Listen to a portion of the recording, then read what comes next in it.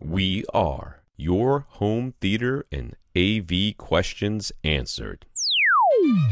This is AVRant. Want your home theater or AV question answered by Tom and Rob? Send it to question@avrant.com. Welcome to another edition of AV Rant. I'm Tom Andrew, and I'm here with Rob H. This is AV Rant. It's your home theater and AV questions answered. And I'll give a shout out to DJ over at the Brightside Home Theater podcast to start this show. Yes, indeed.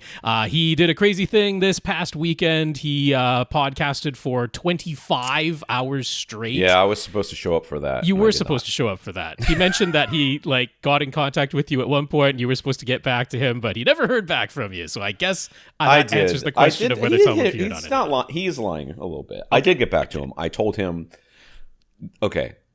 I used to be that I worked from home 24/7, and yes, I could schedule my life around whatever I wanted to do. It was not that big of a deal. Mm-hmm. Now I do most of my online work during the weekends, and I do a vast majority of it on Sunday, which takes up my entire Sunday. Yes. Which means Saturdays is exclusively reserved for my family. Yeah, fair enough. If we're going to go do something, even if we're just hanging out, not doing anything, we're doing it as, I'm available to my family all day long. Yeah. Doesn't matter. Except for in the morning when I cycle. But they're mostly sleeping anyway, so that doesn't matter. Or they're climbing at the climbing gym. So I told him that, I would try. And that was as much as I could do. But we ended up having a bunch of stuff to do, including taking a dog for an eye exam and a bunch of other stuff. And I didn't even think of DJ until it was far too late. I didn't even check my email that day, because that's how I would have thought about it, because I would have seen the email that tells me what the link was. I saw the email Sunday morning when I was like, okay, I guess it's too late. So even without Tom, he somehow muddled through, had guests throughout the entire thing. I appeared for about an hour. Saturdays are a bit tough for me too. That's one of my busier days. I work on the weekends and again, family things and that, and I usually have things planned on Saturdays, but I managed to carve out an hour there, hopped on. So he's better person than me, I guess. He broke up the whole thing into I think 3 different YouTube videos that are 8 hours each, something like that. He did from 6 a.m. on Saturday till 6 a.m. on Sunday, but this was the weekend where daylight time went back to standard time, so that actually meant 25 hours, not 24. Good planning on his part. The 2 a.m. got repeated. He got 2:59 a.m. rolled into 2 a.m., not 3 a.m. That's how things went on the Saturday evening there. So, a bit of a crazy thing, but he apparently had a blast. Saw his social media posts afterwards and that. Check it out if you've got, 25 hours to kill, or you want to watch it on 8 times speed and get through it a little faster. And there it is. It was a fun time, though. So congrats to him on that. He did it all because he reached a new subscriber threshold. And he's like, this is what we're going to do to celebrate. And he's already planning next year's. So there you go. Oh, good for him. Yeah. Well, I don't know what I would talk about for 25 hours. I don't know. I would immediately start complaining and not stop. after the first half hour, it would be 23 and a half hours of me complaining. All right, Rob, what did you watch this week? I know Tom really doesn't care about what I'm watching in hockey, but I couldn't help talk about it. I do care. Why would I not care? I couldn't help, because you're not really a big hockey fan. I like hockey fine. Okay. I like hockey more than I like baseball. Okay. So there's something there, and basketball, to be honest with you. But just saying, it's been very entertaining as a Vancouver Canucks fan this season. I think I'm very much in the majority of Vancouver Canucks fans, which is things have started very well, but we aren't holding our breath because we've been disappointed before. But this is actually the best start to the season, 12 games in, that they've had in franchise history. So, it's historical in whatever context you want to say it. You know why I don't like organized sports like this? And this includes all the other ones too, not just hockey. Not like I'm picking on hockey. Listen to what Rob just said. Play it back. Go rewind. Yeah. Now, instead of hockey, insert the word, I met a girl. or I met a boy, or something like that. It's right. an abusive relationship he is entering into. He's been in it before. Yes. He's been disappointed. He's been hurt. Yes. He's protecting himself. There's all this emotional damage that he's trying to overcome. I don't understand why people do this to themselves. Why they go through this whole we're watching the Wrexham thing still. We're still in season 1. Welcome to Wrexham. Watching the Wrexham thing and listen to the fans, and they're nuts. I mean, they are nuts. And they're very endearing. It's very cute and everything. And I think it's pretty indicative of soccer and that area. Seems to be they're extremely fanatical. Yes. But the whole time I'm like, I don't care about anything this much. Okay. I mean, I'm not even sure that most of the time I care about my family this much, and I like my family quite a bit. Yes. I mean, these people are nuts. So that's kind of why I can never really get behind organized. Welcome to Wrexham had that fantastic line from one of their fans that they put right in the trailer for the first season where, he's saying it's football. It's not life or death. It's much more important than that. So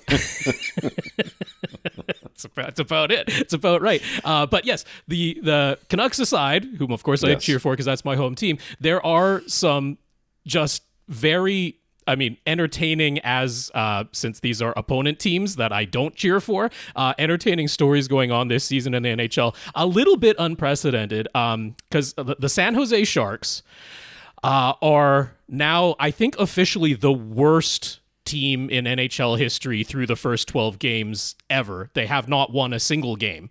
But not have they just not won a single game. They've been losing by scores of, like, in the case of when they played the Canucks, 10-1. They just lost another game 10-2, which in professional hockey is outlandish. Having a double-digit score against another team is kind of unheard of. Everybody going in knew that the San Jose Sharks were going to be a very weak team this year. That's the thing. And one of the things is at the end of the season when they're getting to who you're going to get to draft next season, they do it by a lottery system. So the team with the worst record gets the best odds of winning the draft lottery and getting to pick first, but it's not like guaranteed that they're going to get to pick first. It is a lottery. They just have better odds if you're the worst team. So they're like, yeah, we're going to go for that. We're going to tank this season. We're going to try and get the best draft pick. And that was known beforehand. But I'm like, this is kind of the reason why, going back to Welcome to Wrexham, they're like, that system of the worst team in the league gets relegated to like the tier below them would make a lot of sense because it doesn't help the sport. It doesn't help the league to have a team playing this badly. Like, they don't look remotely competitive. And I just haven't seen that before in all the years that I've watched. What must that do to your psychology? Psychologically, what must that do to your players? To have to. I mean, you can see like some of the players. I mean, if you follow any of this stuff online, the abuse they get from fans if they play poorly. I mean, and then have them purposely play poorly. And I mean, I don't think the players are. They are out there trying, but it's pretty brutal to watch that. But then the one that I'm taking a little bit of schadenfreude, satisfaction in is the Edmonton Oilers, simply because before the season began, they were like anticipated to be the best chance for a Canadian team to win a Stanley Cup this year, and they have very arguably the best player in the game in Connor McDavid. He is a fantastic player. Another player, Leon Draisaitl, who's also excellent player. Now, on those two players, they spent like 25% of the team's budget because there is a salary cap in the NHL and there's a maximum amount you can spend on the entire team. And they gave a whole bunch of money to those two players, meaning that their bottom two lines of, the bottom six players are all like at the absolute minimum that you're allowed to pay a player.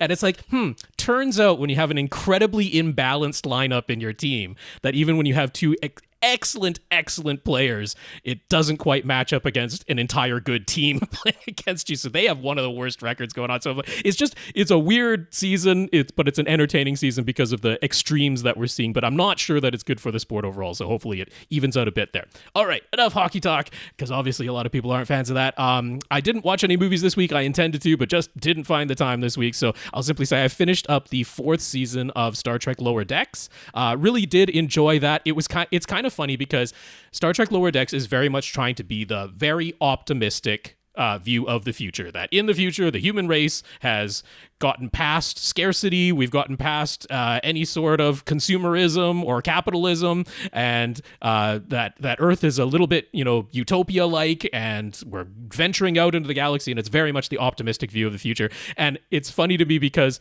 they basically gave all of these ensigns in the first 2 seasons like a whole bunch of personality quirks and anxieties of lots of anxiety and stuff, and they're like, but wait, if we're actually going to follow this idea that like people are emotionally healthy in the future and people are like open and talk about things, and psychology is as advanced just as much as other forms of medicine and all that, it's like they really should be getting better. And so it's like in the 4th season here, there was a real concerted effort to be like, yeah, we really should deal with these anxieties and these like lingering traumas and stuff. Like that shouldn't just carry on. We really need to see these characters advance.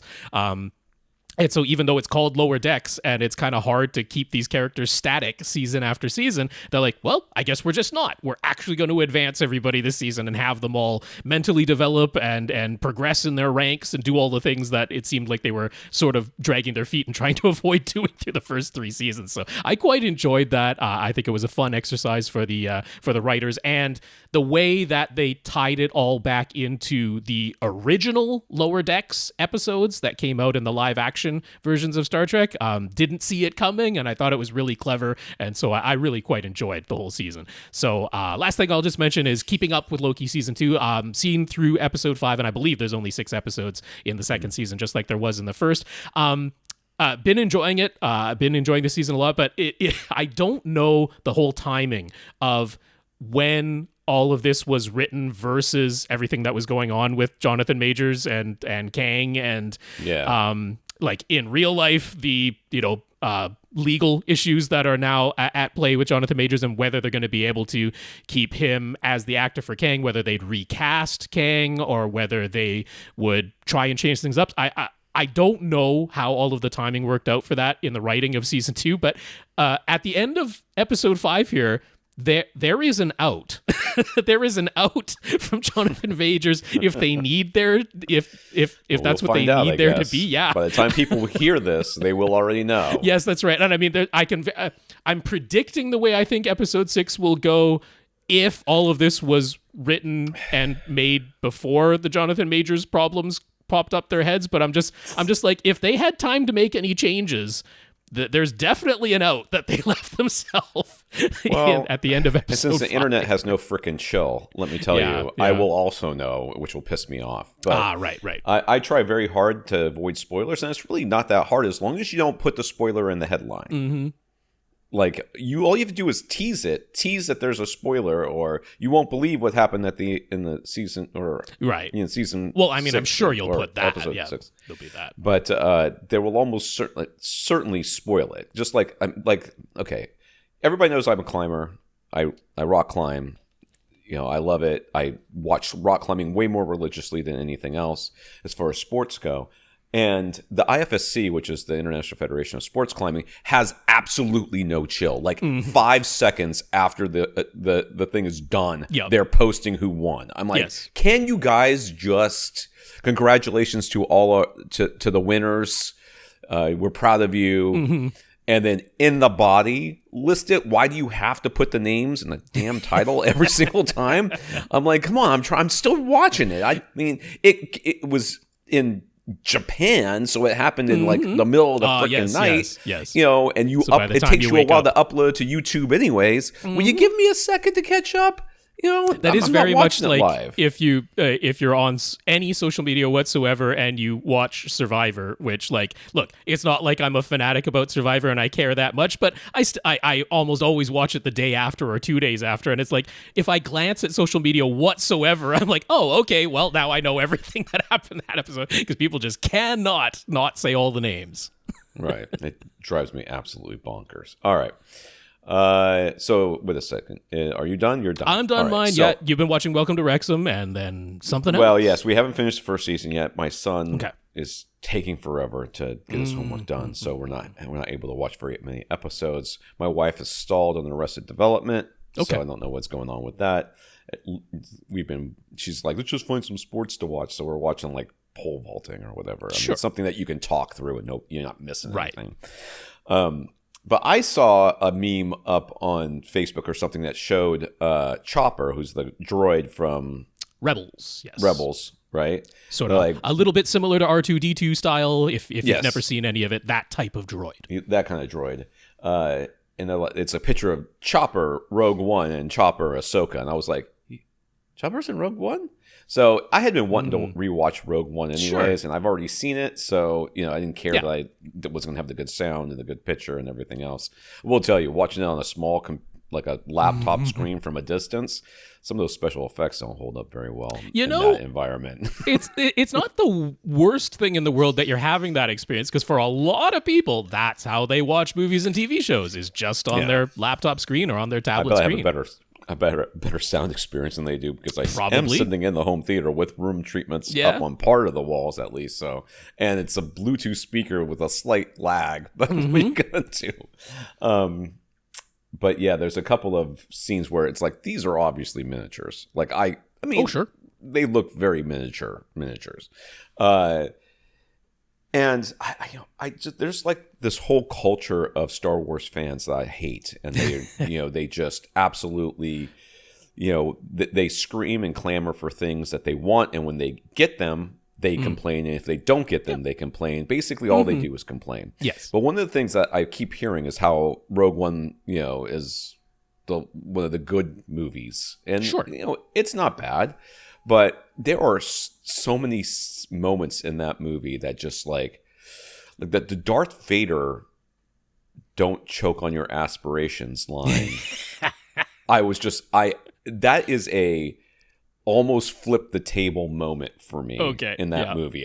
He turned and said that, and I was like, this is like, no one stopped and said, no, we shouldn't do this absolutely corny line from Darth Vader. There should have been like a real fast zoom in and have him stare straight at the camera when he says it. Really? That's all you needed. That's all you really needed. And I mean, and then, if you look at the end of this movie and the beginning of A New Hope, yes. The idea is that Princess, they're kind of explaining why Darth Vader is after Princess Leia, but he just saw her ship take off. Mm-hmm. They just saw it go. And she's like, "We were on a diplomatic mission." I'm like, are you? Because I think you were just at that planet blowing crap up, and we just had a big. And you're awfully surprised that there's a Death Star. I mean, I like that they tried to tie these two movies in together. Right. I don't think it necessarily worked. I mean, it's a good movie, and I think it's overall okay. Mm-hmm. But there's just so many things about it that bother me. That to read online these people going, there hasn't been a good one since Rogue One. I'm like, well, Rogue One wasn't that good. But it was okay. That movie. I liked that movie. I enjoyed it. I mean, there's nothing wrong with enjoying the movie. It's okay, but to say that you hold it up as one of the good ones, I'm like, there's much better. Well, because they were comparing it to movies. Solo, and it's definitely better than Solo. I have to go back and rewatch Solo. I mean, I don't remember loving Solo, but nobody did. There was. I would rather a movie just be mediocre, the entire way, than have a movie be. Basically, good, and then have moments that absolutely take you out of it. Like, I cannot. Have we not gotten past the point of writing characters who are just like, no, I'm done living. I'm going to die now. Everyone tries to save themselves. Nobody just stands there and goes, I'm ready to die. I'm done. Typically. Go ahead and blow my whole planet up and, save yourself. No one says save yourself. No one says that. Everyone says take me. Look, let's go. Help me. I want to go. I want to get out of here. And then, what's his name? The rebel guy. What's it? Cassian Andor? No. The guy who's like semi Darth Vader. He was like, he had the pilot, and what is his name? Krennic? No, he's not semi Darth Vader. Oh, Kylo Ren? No. What are we talking about here? In Rogue One here. In Rogue One, a semi Darth Vader who wasn't Darth Vader, who was in that movie. Yes, he was the. Where is he? Right there. Forrest Whitaker plays him. Saw Gerrera. Saw Gerrera. That's semi Darth Vader. Well, he is. That's what the whole thing was supposed to be. Was that he's like half? He's like the Darth Vader of the rebels, because he's mostly mechanical. There's not much of me left. He says Right. those words. He's got the little breathing apparatus thing and the stupid haircut. But I don't know what the haircut was about. But he just stands there and goes, "Oh well, save yourselves. Go save yourselves." Yeah. And he just stands there. I'm like, no one does that. He's physically incapable of running at this point.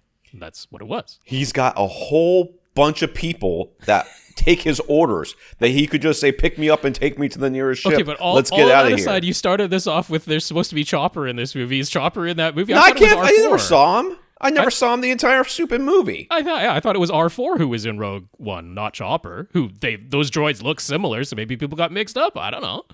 I never saw him. Okay. Anyways, I watched the movie again, and it was Chopper was not a large part of it. tell you what, he wasn't any part of it. This is AVRant, the podcast that basically complains about Star Wars. That's what we're going to do. 1 to 2 hours of Tom complaining about Star Wars. We could do it. I don't doubt it. I mostly complain about the people who complain about Star Wars, though. Sure. I feel like that's a level above the normal complaining about Star Wars. Like I don't sit there and blame Kathleen Kennedy for everything just because I'm a misogynist. Abstraction removed. That's sure. Fair enough. It's meta commentary. It's commentary on the commentary. Right. That's it. Absolutely. This is the podcast that answers your home theater and AV questions. Get your question answered. All you have to do is ask. You ask by emailing us at question@avrant.com. You go to our website, find our show notes and our Flickr albums so that you can follow along with the pictures of which we will be speaking. I feel like that's correct English, of which we will be speaking. Yeah, that's correct. That's correct. Yeah. Not ending on a proposition. Preposition. Right. I misspoke. That was just a misspeaking, not the wrong proposition. Word. Preposition. Rob, I didn't think you felt about me that way. Came out the wrong vowel sound. Rob over there propositioning people. That's gonna be it. You can find us on facebook.com/AVRant podcast, youtube.com/AVRant, where you can see our live recording sessions with me as a logo for right now, and Rob as a real person. But you want to do the Flickr album, thinks the pictures will be there. Yeah. Contact us directly, rob@avrant.com. His socials is @FirstReflect or whatever it is. If it's not an at the beginning, I don't know what else they could possibly use. I'm seeing all these comments about like Threads is growing and starting to do well. And I'm like, well, not the people I follow. It hasn't changed at all. So I don't know. I'm always out of the loop. Well, it's not growing because they won't let me in. That's a -1 on there. That's right. You can contact me directly, tom@avrant.com. All right, I'll thank our listeners of the week. To become a listener of the week, to support the podcast in some way. One of the ways you can do that is going to avrant.com, click on the Buy Us a Cup of Coffee link, and you can leave us a PayPal donation. You can also go to patreon.com/AVRant podcast, where you can sign up to become a monthly contributor to the podcast. We'll take a little money from you every month, Patreon will, and give most of it to us. And this week, as of right now, we have 134 patrons. So thank you to our 134 patrons. Yeah, patreon.com/AVRant podcast to sign up or re-sign up, since as we're used to seeing at the beginning of a brand new month, subscriber number went down there just a little bit because some people's credit cards expired more than likely. But if you'd like to help us out financially, big thanks to our 134 patrons who are still over there, and patreon.com/AVRant podcast. That's the place to go. Tom's looking around. We can't see him in the logo form, but he's looking around. Glasses are off. I'm not sure. I don't understand what that noise is. It sounds like a dog having a dream, but it's not. I think it's from outside. The windows are open. It's a beautiful day here in Florida. We got some notes of gratitude for keeping the podcast going through whatever the heck's going on in the world today. Still wars, I am sure, and famines and natural disasters. Something's probably on fire and something else is flooding. So if you're experiencing any of those things, I'm very sorry, and I hope that you come out the other side okay. So we've got notes of gratitude from Chad, Jerrod, Craig, Mike, who says he hadn't considered how well the IR signals from his Harmony remote ought to bounce off his projector screen so that his ceiling-mounted projector at the back of the room would still receive them when the remote is pointed forward. We talked about that, I think, last week. Last week. Those IR commands are just light, after all, aren't they? Thanks for putting his mind at ease. And Rohan. So I'll put those names out there again. Chad, Jerrod, Craig, Mike, and Rohan. Thank you for thanking us. Yes, indeed. Yeah, Mike, you are absolutely correct. It is just light. Our human eyes can't see it, but it's part of the electromagnetic spectrum, just like visible light is. And a white screen will bounce those light signals just fine, just like all the other light that it's reflecting back to your eyes. So Chad, Jerrod, Craig, Mike, and Rohan, thank you all very, very much for your notes of gratitude and encouragement. We certainly appreciate them. And a big, big thank you to everybody who continues to listen and send in your questions. All right, the big news this week, which I sent to Rob because they sent it directly to me, because I've been talking with them a little bit, because you should find a PB1000 Pro review up on AV Gadgets from Andrew. Yes. He's also going to be reviewing separately, he told me, the SoundPath isolation feed. Okay. I guess he's didn't integrate them into the review. He's going to talk about them separately. Break it out, give it its own article. Right, which I don't think happens enough with those things. They kind of get folded in to the rest of it. So you'll be able to look at it directly and get more specific information from him. SVS has been a bit famous for their Black Friday sales, where they often have brought back previous subwoofer models. So the PB1000 after the PB1000 Pro have become the current model, and they offer those other ones at attractive discount prices. But this year they're doing something a little bit different. For the first time ever, they're offering sale prices on pretty much their full current lineup of speakers and subwoofers. I don't know if it's every single speaker, every single offering, but it's a lot of them. I'm sure there's going to be like certain finish options that aren't in there, and I'm not sure if it's literally every model. Like this, I'm pretty sure it's not. Yeah. This just started on the morning that we're recording this. Literally, like minutes before we began recording is when these prices and the pages went live. So we haven't looked at these thoroughly at all. Adding to that, in Canada, they do an excellent job of geolocating where I am, even through a VPN, and don't show me the U.S. prices. So I'm relying on Tom to figure out what the actual discounts and everything are. Because those wireless speakers are not in here, I don't think. Okay, Prime Wireless are not. Okay. See those. Yeah. And so, I'm sure like accessories and stuff are not part of it. So, but it certainly from first blush glance anyway, it looks like the majority of speaker and subwoofer models that they sell the bookshelves are part of and the set. towers are all in there. So the Prime and the Ultra bookshelves, the Prime towers, let me see if the Ultra towers, the Prime Pinnacle towers are in here. Those two. Really popular model, those Prime Pinnacle towers. Let me see here. I don't see the Ultra towers in here, but they have also almost all the subs, I think. Plus is the SB16, is that still a current model? Oh yeah, SB16 Ultra is the flagship sealed model, and the PB16 Ultra is the flagship ported model. Yeah, so they have just about all the subs in here. Okay. I don't see any subs including missing. Like there was already always a discount if you bought them as duals. Yes. But now they're like offering dual subwoofer packages at even greater discounts. In some cases, the discount of the dual package is greater than like buying two of them separate at the Black Friday price, right? It's like a little bit interesting there. So you're getting an extra discount. the smallest discount I'm seeing is $50, which is the Prime Bookshelf and the Piano Gloss Black. Yeah, so like a single speaker. Yeah. That's still pretty good. $50 off a speaker. Can't sneeze at that. Yeah, and then it goes up to the highest discount I'm seeing is $600, and that'll be on dual monster subs.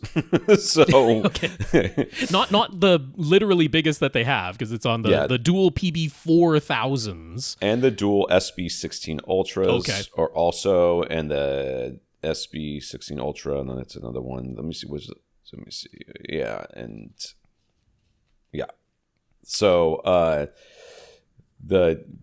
those are the biggest discounts, up to $600. But usually it's around $200 to $300, and they do have systems in here too. So the Prime Pinnacle surround system looks like. Oh crap! I'm gonna do that math in my head. And I can't help you out. I can't see it right now. 5. I'm not gonna mess like with $250 off or something like that. Okay. I think the The Prime Pinnacle surround system in piano black is, it looks like $300 off. The Ultra Bookshelf surround system in piano black is that's $400 off. So I mean, you can get whole systems for quite, brand new speakers and subwoofers, in their current lineup here, discounted significantly. So I mean, that's more than, I mean, they already have great prices anyways. Yeah. So I mean, if you're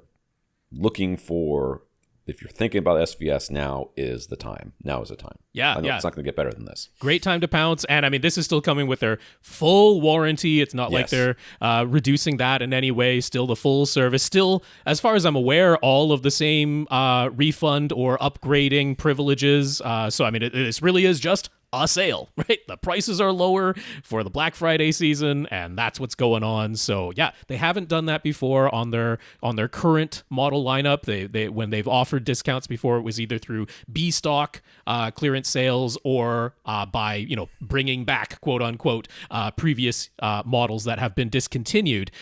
Even though they have assured us that when they did that, it wasn't like they just found a container somewhere, which is what we guessed at the first time it happened. But they're like, no, they manufacture full new runs, but it was just on discontinued models. But that's not the case this year. They're like, yep, it's the current model lineup, just at discounted prices. Haven't done it before, might not do it again. I strongly suspect that this will do very well for them, and they will do it again. That's my prediction, but of course not any sort of promise or guarantee, because I have nothing to do with running SVS. But that would be my prediction. I think it'll go well for them.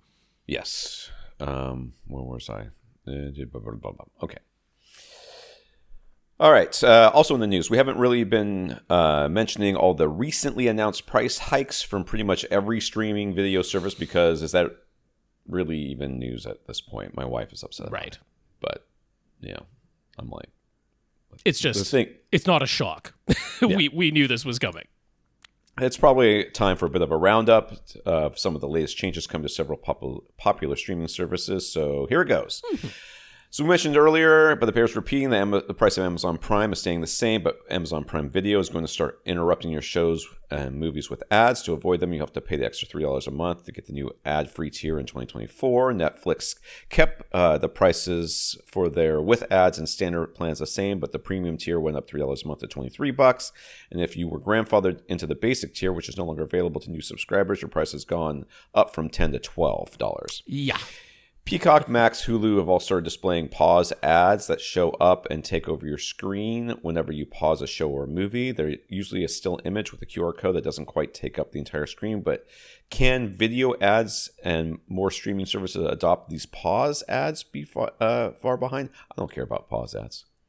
I do, because sometimes the reason I'm pausing the movie is to look at a still image of whatever it is. Like I want to pause and look at something in more detail. Like if you're watching, say, Across the Spider-Verse, and there's a gazillion Easter eggs hidden, and they're going by super quickly, and even if you played it on repeat over and over and over, you're not going to catch everything. Like sometimes I want to pause and look at it, and it's like, well, no, now there's a giant old ad blocking at least the majority of the image on the screen. So I'm not happy with pause ads. I mean, if there's a way, I guess it should be up there for a certain amount of time and then come back down, or maybe it takes a second just before it shows up. Or even if it's like to make the ad go away, you have to click on it and then come back. Like, as long as there's some way for me to view the still frame that I'm trying to view. I mean, what I really want to do is be able to pause and then advance frame by frame exactly for like the scenario that I described, where I'm looking for Easter eggs or fine details in the image that it's hard to see in full speed. So, not happy about that, but just yet another reason why, I don't know, getting it on the physical media might be the better way to go about it if that's what you wanted to. But that bothers me, that one.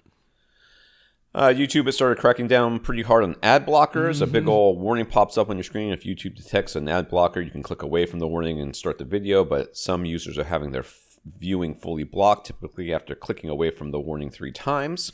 Yes.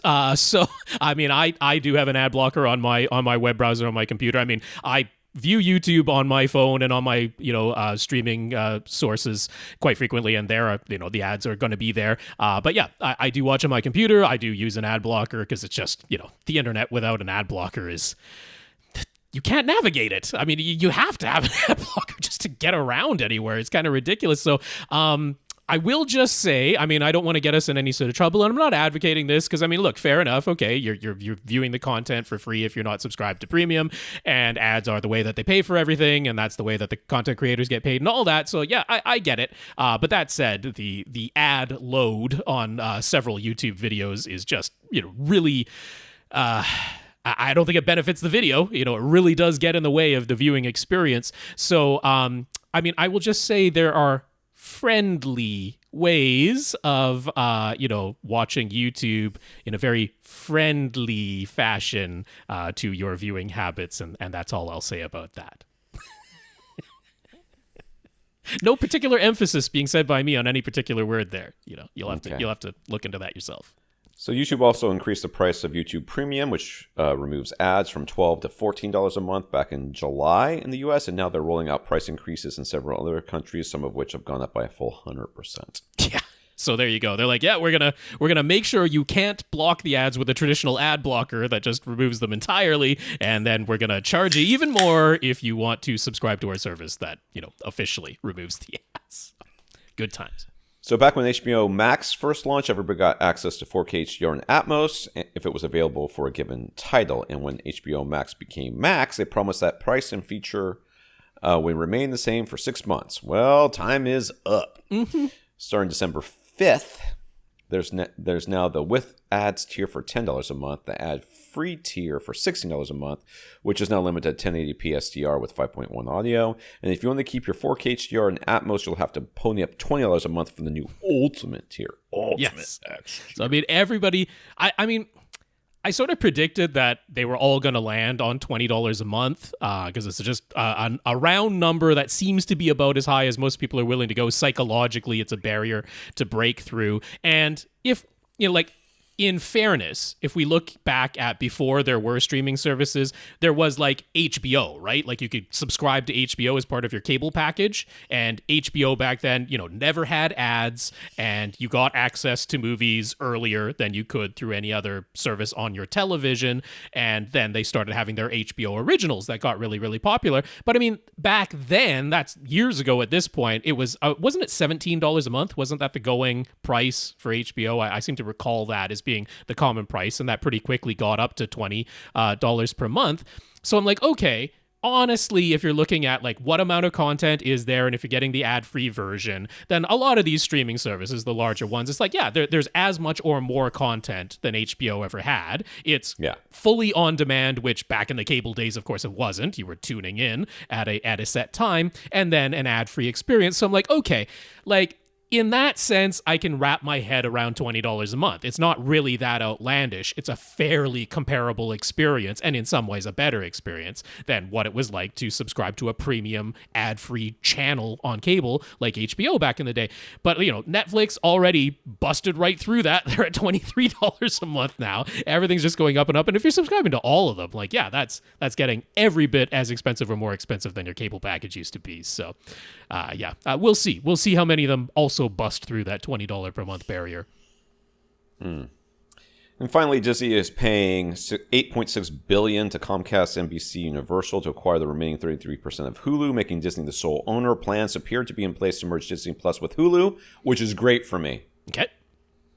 Because the price is going to go up. not great for that, but how much like how every country outside the U.S. and most of the Hulu content shows up in the Star section of Disney Plus, and Hulu was never available separately at all. I don't really need Hulu all that much. I don't really need Disney Plus all that much, but if you put them together, that we would end up using it more. Right. Or my wife would end up using it more, and she's the one who's like, we never really use Disney. I'm like, I use it all the dang time. What are you talking about? You're the one who doesn't use it because you don't like anything that's on there except for the Nat Geo stuff, but you can't seem to find it without me. So I don't look for it, and there we are. So whatever. I mean, I will say there's now enough content that has shown up on Paramount Plus in Canada that I'm like, I might try that for a month or two, binge through some of the stuff I want to watch there. So, yeah, I mean, honestly, it really has just for me personally now. Because, you know what? I didn't even put this story in this rundown, but the price of Apple TV Plus went up as well, right? They increased their subscription price over at Apple TV Plus. So that's yet another one that goes in this section. So like I say, not really news, right? Video streaming service increases prices. Like, that's not really a headline. That's any sort of surprise at this point. But it really has just all amounted to, I am going to pick maybe one service that I subscribe to annually, one or two that I subscribe to annually, something that I honestly do watch every month consistently enough that getting the annual plan, which is basically, typically it's paying like the price that 10 months would be separately for the entire year. So I'll pick like one or two of those, and then everything else I'm going to have like one service that I subscribe to for 1 month, binge a bunch of shows, and then cancel that one and go to something else. Like, that's really the only way I can financially make it sense. And that's not the worst thing in the world, right? Like, compared to the way your old cable subscription used to be, very often had a lock-in for a year or 2 years or something like that. You couldn't cancel after a single month of use just because, the show you were watching ended. So in that way, we have that much freedom. And I mean, I think if you do that bit of rotation, it's a bit of a inconvenience, right? You're going to have to remember to cancel services and sign up and all that type of stuff. But in the end, I think we can make it manageable price-wise and still ultimately see all the content we want to, just maybe slightly a little bit more thought and effort on our part to keep the price under control. But that's what I'm going to have to do. There's just no way I can subscribe to all the services every single month and justify it price-wise for me personally anymore. All right, some comments here from listeners. Craig, a correction to what Rob said last week about Rhino Records' upcoming Warner Music release using quad recordings and playback. Rhino already released a previous set, including albums from Black Sabbath, Alice Cooper, Jay Giles, right? Jay Giles Band? I don't actually know. We both don't know for sure how to pronounce that. Probably should, but we don't. I probably should. If you're a fan, you figured it out. Yes. They were all released on Blu-ray discs in high resolution, just like the new announcement, but they were not in uncompressed PCM, as Rob said. They were encoded using DTS-HD master audio. The problem, and they even include literature about this in the booklet for each album, is that if you have a 7-speaker setup, the 2 rear channels of the quad mix get played out of both the surround and surround back speakers. This seems to be an attempt to make it seem as though the sound is coming from the back corners of your room rather than from the sides or from the back, but duplicating the rear corner sounds into 2 pairs of speaker doesn't work perfectly, at least not in Craig's setup. I think it works perfectly if your speakers are perfectly equidistant from the corner, but in most people's cases they are not. Even then, though, phantom imaging behind you isn't great. And only on one side or the other.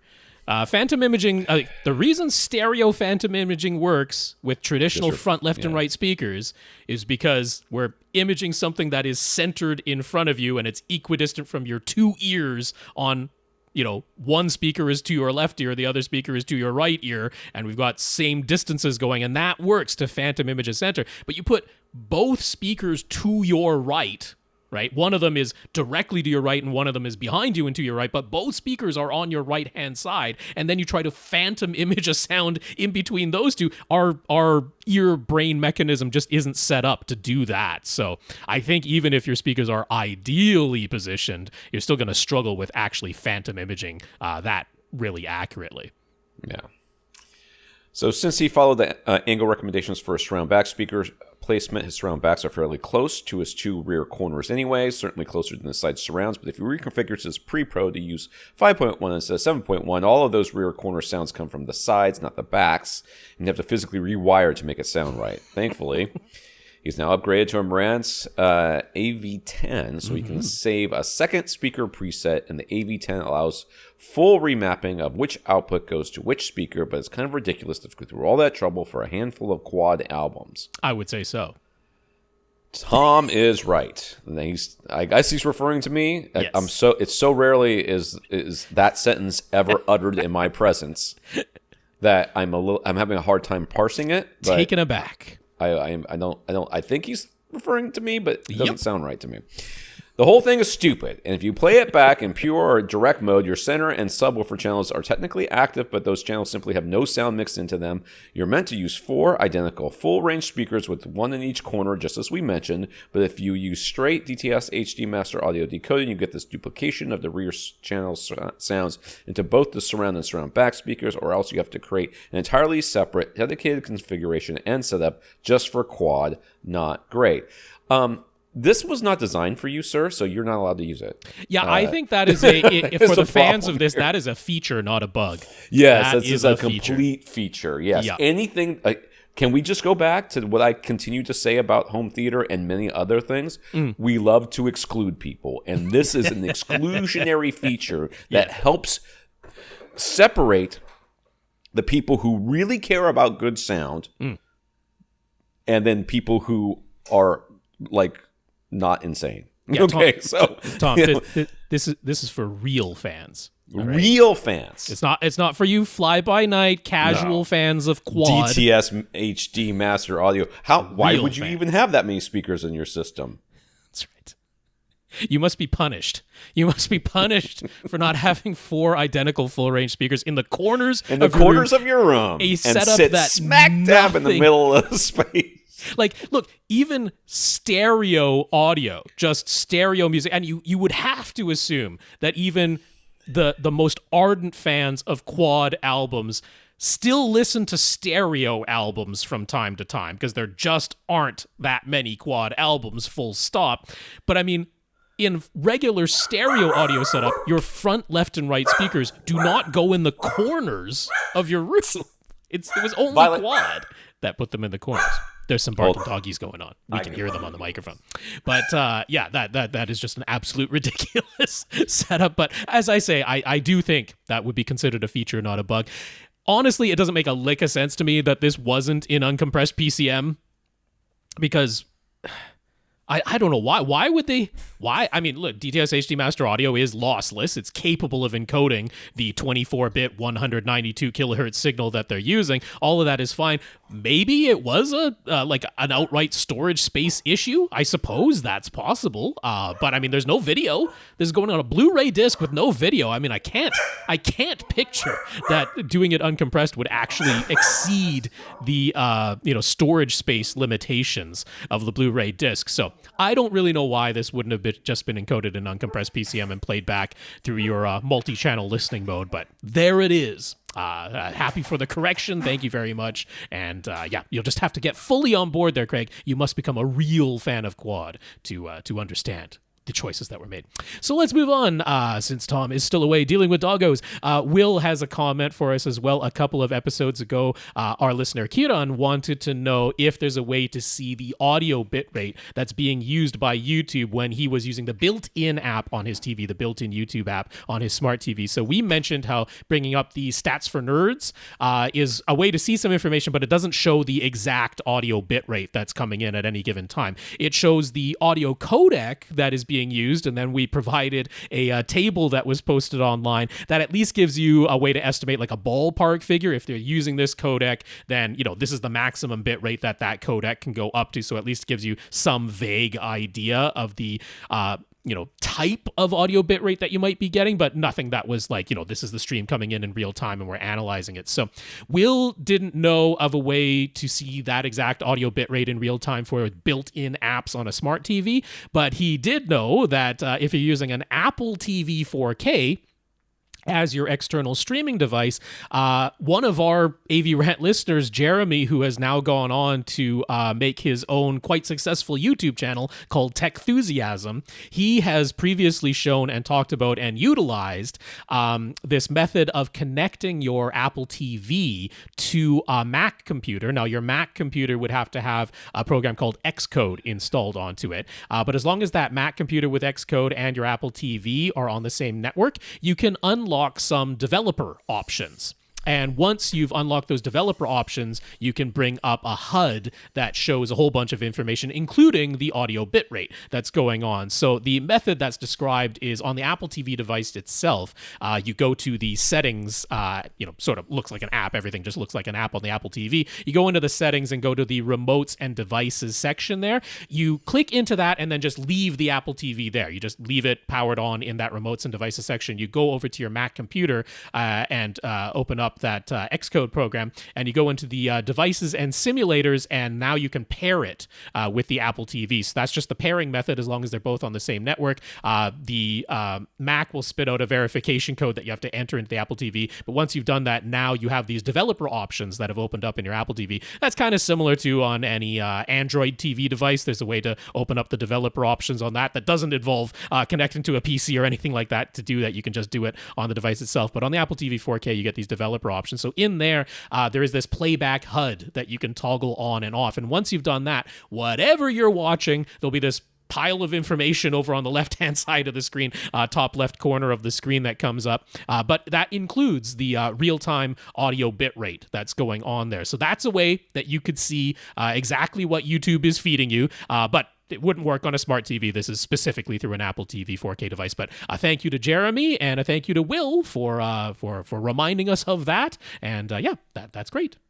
God, I feel like that song from the Lonely Island, where they're trying to record a rap song about their mom in the basement. The mom shows up and they start screaming at her to go away. Okay, because that was my mom. She knows I podcast on Tuesdays, and she just showed up. And that made the dog go crazy.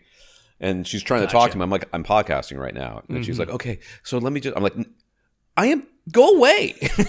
I'm like, jeez, I'm literally. I know it doesn't seem like I'm doing it right now since I'm talking to you, but I don't want to be talking to you. We can talk later. I got 2 hours a week I do this. Please go away. Something came to mind, Tom. I know. She's retired. Why aren't you? I know. They know. I've been podcasting on Tuesday mornings. Yeah, this isn't a brand new thing. For years. Pretty consistent, years. Must say. They lived with us when I did this. They knew that this was happening. All right. Chris, back in June, Chris wrote to us when he started hearing a rattling coming from his Paradigm speaker, which is over 20 years old now. Subwoofer. What's that? You said speaker. It was a subwoofer, though. Oh, subwoofer. You're right. I'm sorry. 20-year-old Paradigm sub. He discovered that the source of the rattle was actually due to the foam surround around the subwoofer driver having started to decay, and we said that it can definitely be replaced. When he reached out to a local shop, they warned that they might find more things wrong with the sub, and that after 20 years, it was probably just reaching the end of its useful life. We didn't think that was necessarily true. Okay, from the shop's perspective, I see, what they don't want to do is they don't want to start working on it and then find out that it's a bunch of other stuff, and then basically you'll say, oh, don't worry about it. I don't want it anymore. It's just like bringing in an electrician to open up a tiny little patch in your wall to fix something electrical, and they're like, what I spotted when I opened this wall, and it's against code for me to close up this wall with this problem still existing. It, not even part of the electrical system. It's something they spotted in the plumbing or the insulation or the HVAC or whatever. But yeah, that is very common. So yes, that warning is perfectly fine. That warning, I give the same warning at the bike shop all the time when people come in and they're like, I just want you to fix the brakes. I'm like, you don't. You want me to make this bike whole for the amount of money that you think it should cost for me to fix the brakes, because in order to get to the brakes, I got to go through a bunch of other stuff, and if I find it wrong and I give it back to you it's still wrong, you're going to be like, you messed it up. I'm like, no, I didn't mess it up. It was already like this. And we get the same sort of thing. So he searched around for a bit and found a compatible foam surround replacement kit from Simply Speakers, which is here in town, by the way. Okay. It is Simply Speakers. I pass it on the way to Sam's. Nice. All the time. So it was only $25, and since he was mentally prepared to potentially need to buy a whole new subwoofer anyway, he's decided to give this DIY solution a try. Thankfully, the instructions from Simply Speakers included are some of the clearest and easiest to follow he's ever seen. He was very impressed. They also have videos on their website for further guidance. The whole process did take a few hours, and he had to wait for the glue to dry, but he's happy to report that the subwoofer is working perfectly now. So it was easily worth the price in his opinion. He happily recommends Simply Speakers to anyone who needs to replace the surround on a speaker or subwoofer driver. I've been in that place. Mm-hmm. It looks like a converted doctor's office or something like that. Okay. But it's all opened up instead of having all those different rooms and stuff like that. And there's just broken down speakers everywhere. There's Okay. just like it's stuff everywhere there.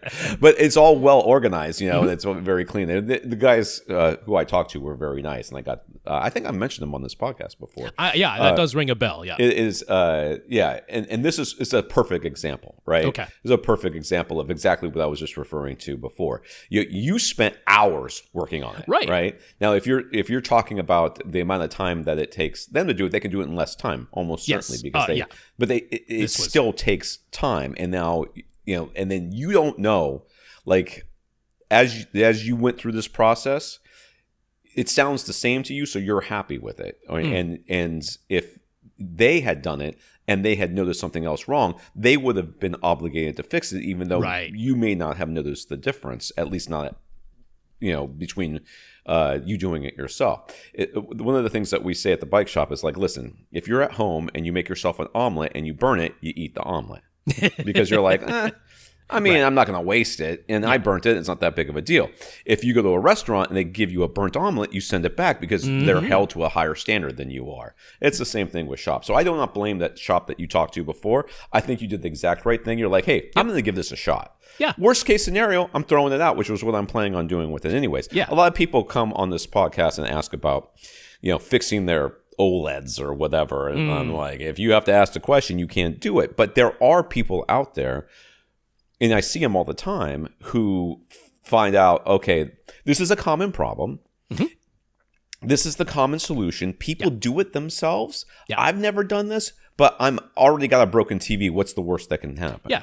And I think that's what you did is perfectly reasonable, and I'm glad it worked out for you. Oh yeah. He's like, $25, willing to take that flyer. If it all goes wrong, then he's out $25. But the ultimate outcome is going to be the same thing that it was going to be anyway. And if it works, then it only cost him $25 instead of multiple hundreds of dollars to get a whole new sub. So the cost benefit ratio there was very high. Totally makes sense. Honestly, the real value here that he emphasized are those instructions, right? Because of course you can just go on Amazon and buy a foam surround replacement kit for even less than $25, but it won't necessarily come with really clear, easy to follow instructions. Right. And that's the tremendous value that's there. So yeah, it's all a matter of totaling up. Okay, yeah, your time is worth something, but this is a project that you maybe had some fun with anyway, and it is going to save you several hundreds of dollars if it works out. So yeah, it makes sense. But yeah, very glad to hear that you had a good experience with Simply Speakers, that you're happy with the product, and especially the instructions they provided. So that makes us feel good about potentially recommending them in the future. Yeah. So Rohan wrote us a while back when his new Marantz SR6015 receiver was giving him audio dropout problems, particularly with HEOS, but sometimes other sources as well. We blamed it all on HDMI CEC. Aha. That sounds exactly very often a safe bet. Tom is not surprised, doesn't necessarily remember all the details, but when you say that, he's like, yeah, that could be us. Yeah, that could be. Let's be honest. Not going to deny that one. That's the boogeyman. Rob gave some specific recommendations for setting changes, which Rohan implemented, and he thought he had it licked. But unfortunately, after a couple of days of use, an audio issue returned. It was a bit nuts. He would start his harmony activity, everything would turn on and set itself to the correct input just fine.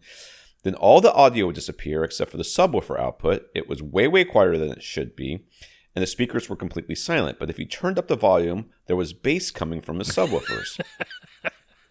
The thing was, if he manually turned on his devices one at a time and manually selected the desired input, that never failed, and HDMI CEC is completely turned off now. Is it, though? Still, though.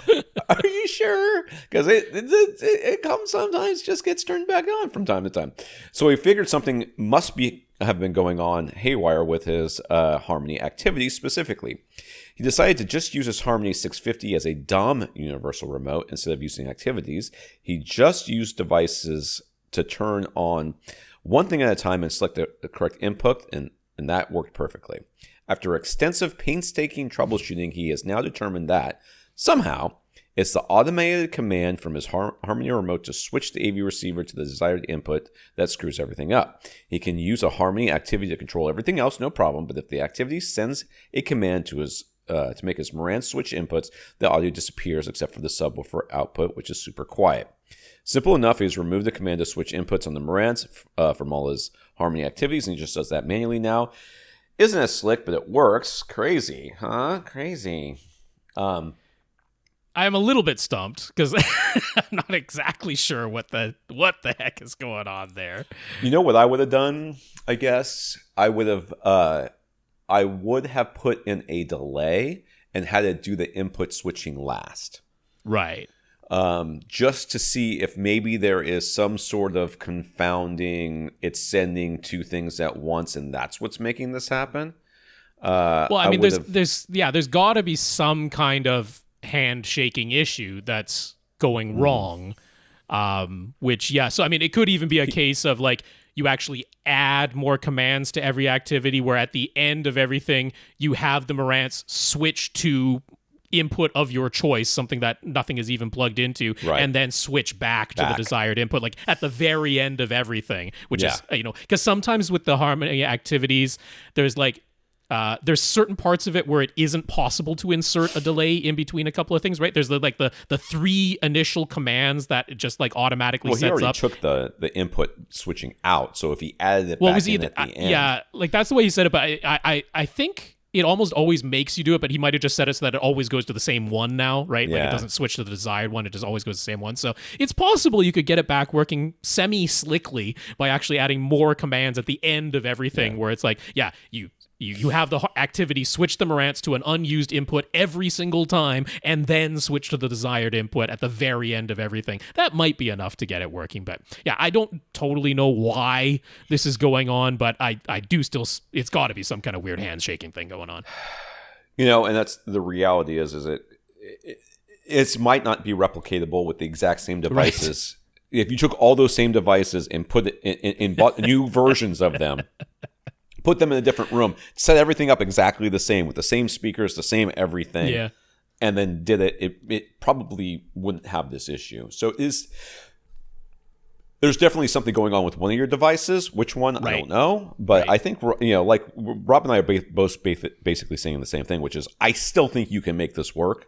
You just have to, basically have it, like Rob said, I think it's even better than what I said, which is just put a delay and then have it do it at the end, is switch it to this to some random thing that an input that you are not using, that has nothing plugged into it. The tape input. Phono or something, and then switch back again. I think probably will solve your problem, but whatever. I'm betting he has a cable box, and I'm going to blame it all on that, because if it is an HDMI CEC, it's a cable box, which often it's because the cable box won't ever let you turn off HDMI CEC, but cable boxes seem to just wreak havoc on systems that have more than one source. I'll tell you what, every single Reddit question I read that like it's like, I'm having a problem setting up this, my system keeps doing this weird thing, and I'm like, I've never heard of that before. It's almost always like some Amazon weird, kind of half receiver, half amp thing that that doesn't have like any sort of HDMI CC controls in it whatsoever, and it's just all a mess. So if you've got some sort of like, I've saved a bunch of money from, instead of buying a normal, like an NVIDIA Shield, I bought this other thing, and it was half the price. Well, guess what? You just bought twice the problems. Parker. So let's get some questions here. Parker uses a Parasound Zone Master 12. Which sounds like an exercise device. Distribution amplifier to power his whole house audio speakers. He uses an Elan nice home automation system to control everything. The Zone Master just stays powered on all the time, so that any of the whole house audio speakers are ready to go at any moment. And there'll be a picture of the back of this thing, and if you're looking at those little green things at the bottom, those are the speaker inputs, and it's called Phoenix inputs. Yeah, Phoenix connectors. Yeah, and this is kind of interesting because it is it is 6 zones, 12 individual amplifiers. So that's where the name for the 12 came from. But they actually have speaker A and speaker B for every single zone. That's crazy. So you can physically connect 24 speakers to this thing. So that's a little bit interesting. And then they have like an individual left and right input for every single zone. Then they have 2 shared left and right inputs that are shared as a bus across all of the zones. And then they have individual trigger in and out for each and every zone. So there's a lot of configurability built into this, fairly slim chassis of this particular Parasound distribution amp. So occasionally, when nothing is playing at all, he'll get what he describes as feedback noise coming from some of the speakers, sometimes for several minutes. He has never been able to figure out the cause. Could it be a grounding issue? Everything to do with his whole house audio system is plugged into an APC battery backup. I mean, interference. Speaker wire picking up a radio signal or something like that, or like your garage door opener or something, causing noise in your system. The APC should clean up any of those power related issues. But I mean, so many years ago, there was a speaker wire run from like one room to another in a system that I am aware of, and I think it was a speaker wire. It may have been a RCA cable. I don't remember which, but it was plugged into the speaker, but not into the amplifier or whatever. And it's because of that, it acted as an antenna, and it would pick up like ham radio. It would just start playing. And, some frequencies, it would just start playing, and everybody was like, "Oh my god, my thing is possessed." Once they plugged it into the amplifier, it was fine because it was then it was no longer an antenna. It was just being grounded, but. That would be my guess. Is it some of these wires are picking up something that is wireless, and that's why you're not able to figure it out. That would be my guess. Yeah, I mean, so the thing is here, like in his email, right, that was the description. I put it in quotes, writing it up, saying, calling it feedback noise. And I'm like, but was it? Because so I mean, if we talk about feedback on a microphone, right? Right. It's that like classic movie thing, which like they get feedback every time they get nervous, which makes no sense because that isn't how electricity works. But in a movie, it's that squealing noise. I was thinking he was thinking more like static, but that was just it. I'm like, because it does matter what the noise actually is, right? Because so I mean. Have you ever had one of those things where like you have an intercom system and once in a while you'll have it where you're by one of the intercom speakers and it just sounds like the intercom is open somewhere else in the house, but no one is actively using it? Like that's one of those things that is fairly common in whole house audio systems where you have that sound. It's like there's like that bit of ambient idle hiss or static type of sound. Is not that loud, but it's just present, and then you're like hearing some kind of like faint far away voice type sounds as though it's like an intercom channel that's open but no one's using it intentionally. And I'm like, is that what you mean, feedback noise, or is it actually like crosstalk sound where you're hearing something coming out of a speaker that isn't supposed to be playing anything right now, but it's like it's not like the full signal is playing, but you're getting some sound that's coming out of there, like as though it was crosstalk from some other zone that is active right now. There's a multitude of different, fairly common sound is coming out of a whole house audio speaker that isn't supposed to be making any sound right now. But like, if it really is feedback noise, which is like that squealing sound that a microphone makes when you get it too close to the speaker. And that's genuine feedback, right? Like the sound that's coming out of the speaker goes into the microphone, which then plays it out of the speaker. And you end up with this, never ending loop of the sound being generated and amplifying itself over and over and over. And it ends up in this horrible screeching sound that you can't possibly stand.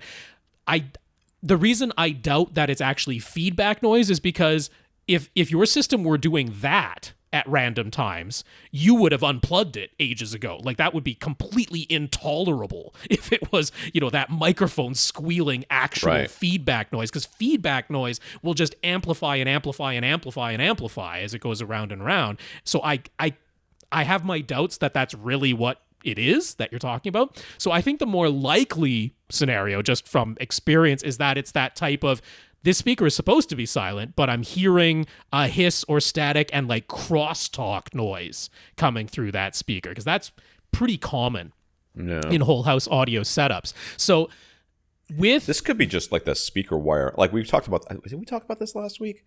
About speaker wire being run being parallel to a power parallel line. to the power lines. It could be that too. It also, I have my suspicions because, I mean, when you look at these Phoenix connector setups that are on the back of this thing, the chances of one out of the potentially 24 speakers having one little stray strand of speaker wire that, I mean, with the Phoenix connectors, there's usually like a separate little terminal block that you actually connect all the speaker wire, and then you plug that little terminal block into the green Phoenix connector on the back of the amplifier itself. But I mean, the odds of there being one stray strand of amplifier wire that it's not making enough of a short circuit connection to, make everything go into protection mode, but it's just close enough that it genuinely is crosstalk, right? Like super duper crosstalk where it's actually picking up the signal from an adjacent channel. That seems like perhaps the most likely scenario. The other part of it is, if you're actually using those shared bus connections where you have the two sets of left and right inputs that are shared across all of the channels, when you say, okay, only this channel is on and the adjacent channel is off, but they're both sharing that same source, you can just get some of that crosstalk noise internally going on. The solution there would be to have dedicated source device for each zone so that they're fully separate that way. I would also just go through and double check all of the little setting switches that are there for each zone, because I mean, Lord knows it's easy enough, particularly if somebody was just cleaning behind there and they ran a Swiffer over the back of there, that if you just move one of those toggle switches, not necessarily even all the way over, right? Like that's really common where one of those little toggle switches goes part way over, and that could be responsible for this as well. So I'm going through all the common scenarios, the stuff that it's like, yeah, if you're not looking super duper carefully and critically, it's really easy to overlook a minor thing like that. It's just because overall I kind of doubt it's genuinely feedback noise, because that would be utterly intolerable. You would have just unplugged the entire system, because there's no way to live with that if that's what it really was. So that's my suspicions. I know it's nothing particularly fancy or exciting to say just go through everything with a fine-tooth comb, but that's ultimately what I think it is. Yeah, I mean, heck, all these wires in the walls all over the place. I mean, something could have gotten stepped on by animal with a very sharp claw that impaled it. You could have put a nail through something, but just not enough, but just nicked it, you know what I mean? Where or like Tom says, like you had this whole house audio system installed, everything was working fine, but then you upgraded your router, you added a Bluetooth device to a room that wasn't there before, you put a radio or a microwave or something like where it wasn't before, or replaced it with a new stronger one. Like there can be interference that gets picked up from things like that. It's a pain to troubleshoot, but it could be something like that. Chad has a TV in his living room. It's an 85-inch Sony X900H, and he's happy with the screen size. He wouldn't change that. But the style of his house is mid-century modern with tons of windows. He does have coverings that can be lowered over the main windows, but there's still lots and lots of glass surfaces, and it's still very bright in the living room during the day. Despite the obviously challenging environment, he likes to watch TV and movies in the living room, including during the day sometimes, and his Sony X900H isn't really up to the task. In particular, if there are dark scenes in a movie or a TV show that is mostly dark, the best way he can describe the experience that he's mostly seeing a reflection of his living room and himself in the seat in front of the TV. The images of the content itself are basically invisible. For content that is bright overall, it's watchable, but not exactly a great experience. So, is there an 85-inch TV that we could recommend for this particular situation? People always say to just get the brightest LCD TV possible for a bright room like his, but how does that help at all for those dim scenes where all he can see is his own reflection in the glossy surface of the screen? You heard Rob talk about how he actually prefers LG OLEDs even in bright rooms, specifically because black actually stays black and that keeps the contrast of the image high, but LG's OLED screens are also super glossy, so how does that work when you're watching a dark movie during the day? This setup is important to him, so he's willing to spend good money. Upwards of $4,000 would be okay. The main thing is just the performance has got to be considerably better than his X900H. What do we suggest? So you're looking for an anti-reflective surface, basically. You're looking for like a matte surface on that, because what you're describing is what happens when light hits glass. I mean, that's just, you're seeing your reflection because that's what happens when when and of light course hits glass. like, so if the TV's off and the screen is as black as it's going to look in its off and idle position, and that's like a mirror glossy surface on there, then you're just going to see a reflection. And then if what you're watching in the movie is some really dark scene where things are just barely above black, well, that's pretty close to that same idle black scenario. So yeah, that is certainly an issue. So I mean, there's a few things that I would run through here.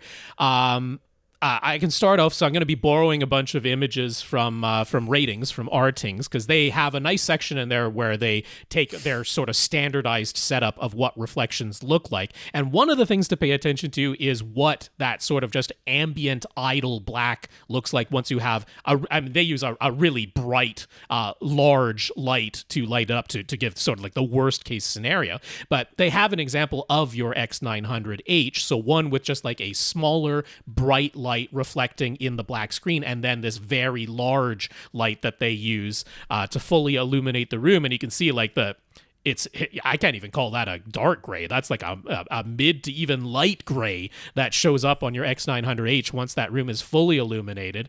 And then even on the image that they have at the top of this reflection section for each of the TVs that they test, where they have a bright image on there, you can very clearly see the reflection of that bright light that's coming there, even in when the image that you're watching from whatever content is bright content. So, I mean, I fully agree that this is not going to be the best scenario for a super bright and reflective room like you have right now. With that X900H, its maximum light output, just in real world content, which again, Ratings does a pretty good job of testing and listing that, it's about 470 nits. It can sustain the whole screen being about 460 nits bright. That's well brighter than standard dynamic range. The original signal is basically calling for 120 nits, so you're, upwards of 4 times as bright as that. But in the scenario that you're talking about, having the ability to get way, way, way brighter than standard dynamic range and having good reflection capabilities with the lights in the room are two things that you're both looking at. So I wanted to mention like the most direct current model in Sony's lineup to your X900H would be the X90L, and it didn't get any better. If we toggle back and forth from the X900H to the X90L, it might have even gotten a bit worse. Like that, it's a light gray once you have the whole room lit up, just what the ambient black looks like on that screen. It's nowhere close to being black. So that wouldn't be the direction to go, even though the X90L got considerably brighter, almost twice as bright in terms of how many nits it can put out there. It can sustain 700 nits and peak up to 770 nits, but it just, as far as that reflection handling, is no way that would be the choice that I would go for. So if we're talking about other models that are out there, you asked about the OLEDs. So here's an example of a C3 that would be in its 83-inch size, right at that $4,000 price point. And you can see that like when the full room is lit up with that large bright light that Ratings uses, it's not completely 100% inky black, but it's way blacker than that X90L, right? Just that ambient look of the screen in total. But with that very high gloss screen that you have, like the reflections are super clear. It's like looking in a black mirror. So it's like, would that really work? I will tell you, like if I'm sitting directly in front of my OLED with all the lights on, I can definitely see my own reflection in the black of the screen, 100%. In fact, it's a very clear reflection, like a mirror-like surface. It doesn't scatter the light at all. In some ways, that helps, because if you have just a small thing that's reflecting in the screen, I would rather have that just be a small in-focus reflection than really diffusing and spreading out that light and completely ruining the black level altogether like the X90L does. I would rather have a small, clear reflection, which is shown well in Ratings there, where they have that one bright light, where it's like, yeah, you see a very clear reflection of that one bright light, but nothing else. The rest stays black. But it's not necessarily the one that I would point you to. Part of that is that just the sheer light output is considerably lower. Its maximum peak light output is very similar to your X900H, about 470 nits, but then it can only sustain about 200 nits over the whole screen. And you're in a scenario where you really might need to sustain much brighter than that. So probably the top pick that a lot of people point to right now for a bright room setup is Sony's flagship right now, which is the X95L, their flagship 4K TV. Mini LEDs, backlight master drive, oodles of zones, and gets crazy bright, 930 nits. It'll sustain 750 nits across the entire screen bright white. Crazy, crazy bright TV.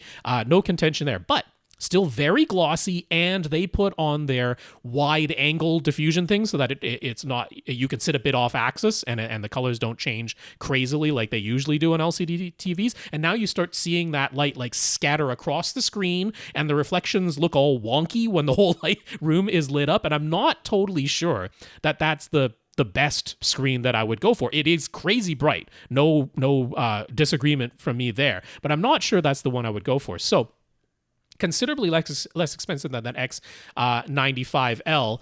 They have a step-down model called the X93L, just fewer backlight dimming zones, doesn't get quite as bright, but this one has like a rainbow scatter across the screen, and I don't understand why people, recommend this. I've seen this one just in stores, and I'm like, I wouldn't buy that. It looks horrible under lighting. I can't stand that effect. So, for considerably less money than the Sonys, you come down to TCL's very bright QM8, but it's very similar to the X95L in terms of how it handles those reflections. You get this bit of scattering of light. It's a full glossy screen. The reflections are there and a little bit distorted and wonky.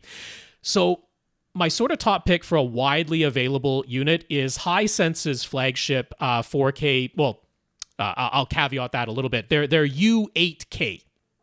Widely available.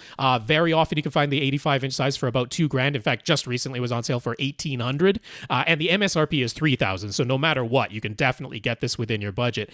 This has a semi-matte screen.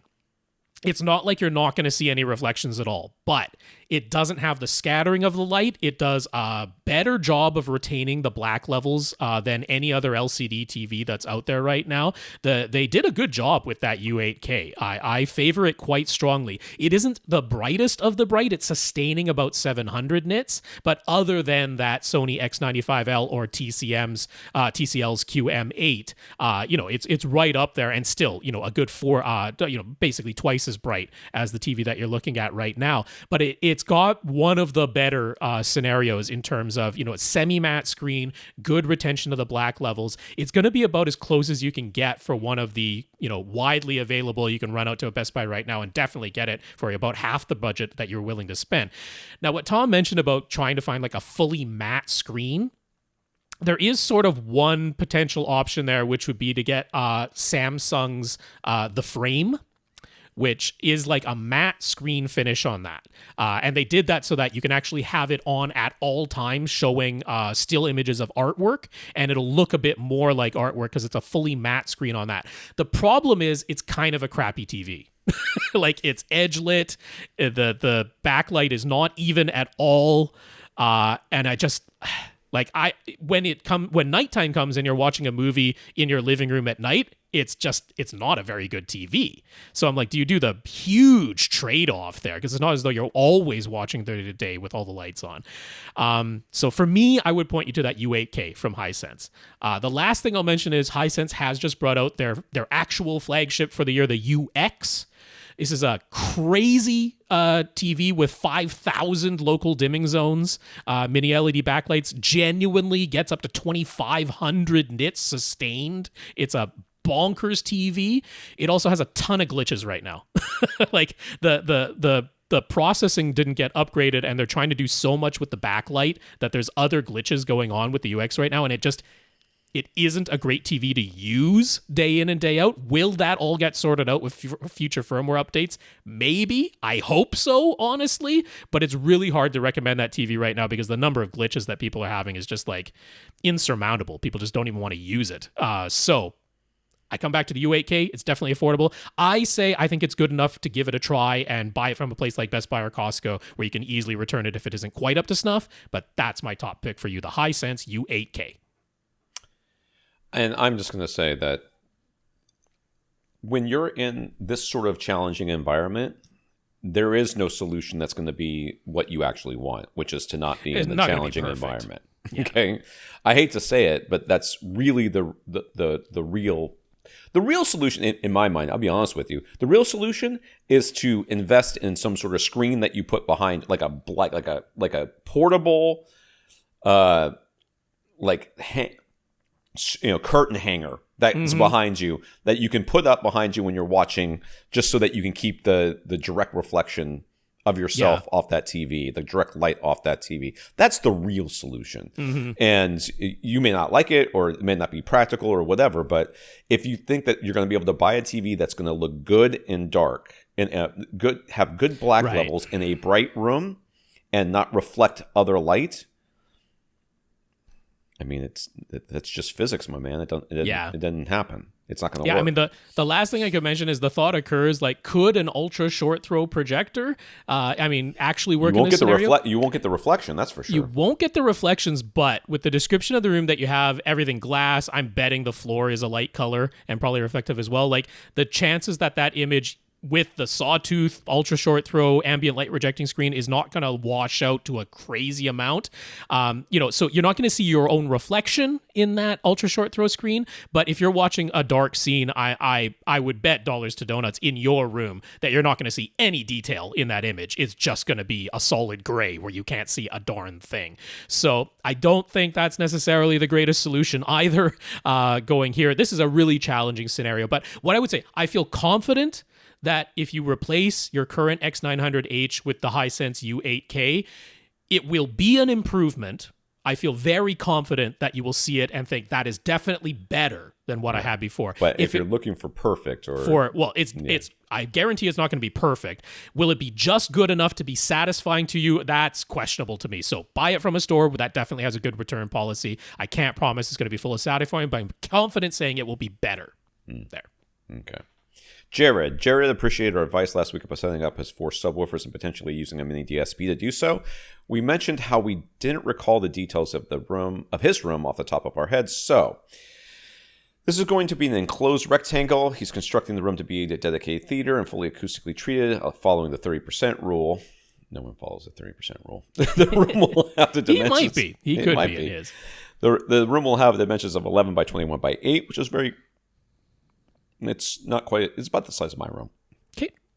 And there will be a false wall at the front with 16 inches of insulation plus an air gap behind it to create a large bass trap and basically a baffle wall around his ELAC debut 2.0.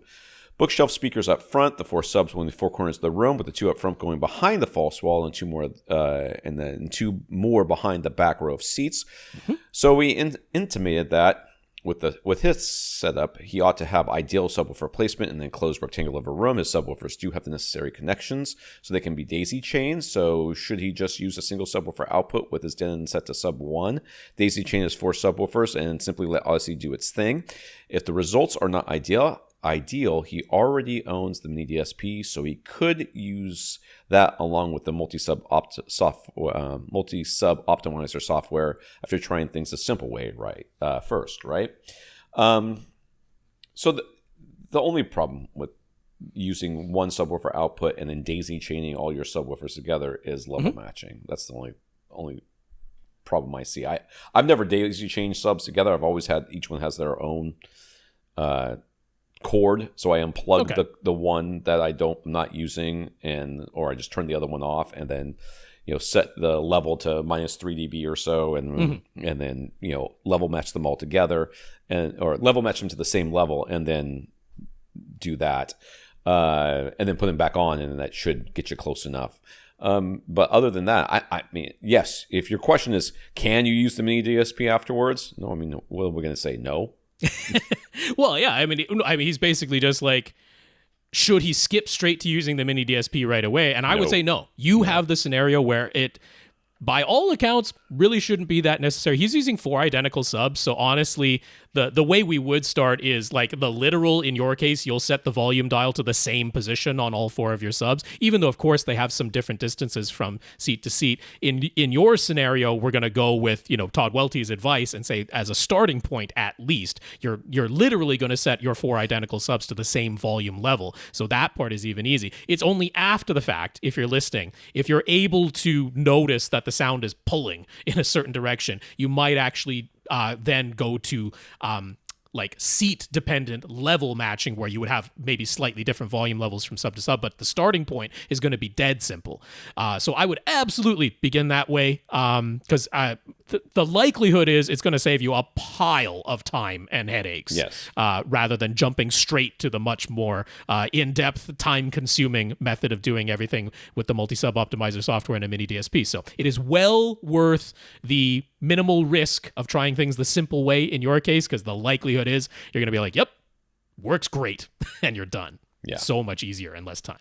So he's going to quite a bit of effort to soundproof his theater as much as possible, so he really does not want to put any sizable holes in the walls or ceiling for speakers. He went ahead and got 2 pairs of ELAC's OW 4.2 on-wall speakers to act as the surround back speakers. You don't need surround back speakers in here.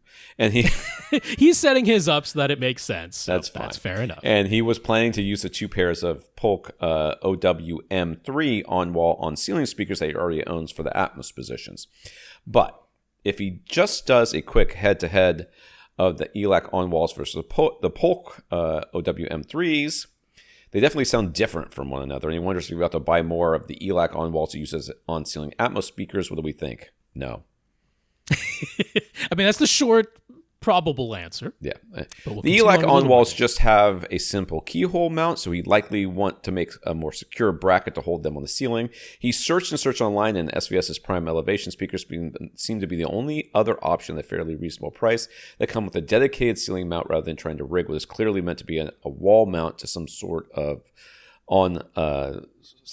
function on the ceiling. Do you overlook a good option? Would it be better to stick with ELAC no matter what, or are the Polks already good enough that he honestly doesn't need to worry about it? It's Atmos speakers. You don't need to worry about it. There are, it's keyhole mounts, right? He said keyhole, not threaded The ELACs insert. are keyhole mounts, yeah. But there are mounts out there that you can use for on ceiling with keyholes. They kind of screw into them and like tighten up.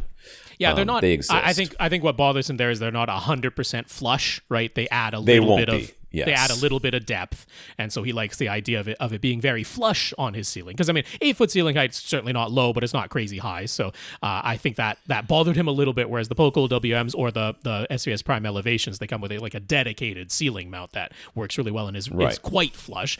Not literally, of course. There's some depth, but quite flush. So I mean, there's like Aperian's wedge-shaped speakers, which are even a little bit more expensive than SVS's Prime Elevations.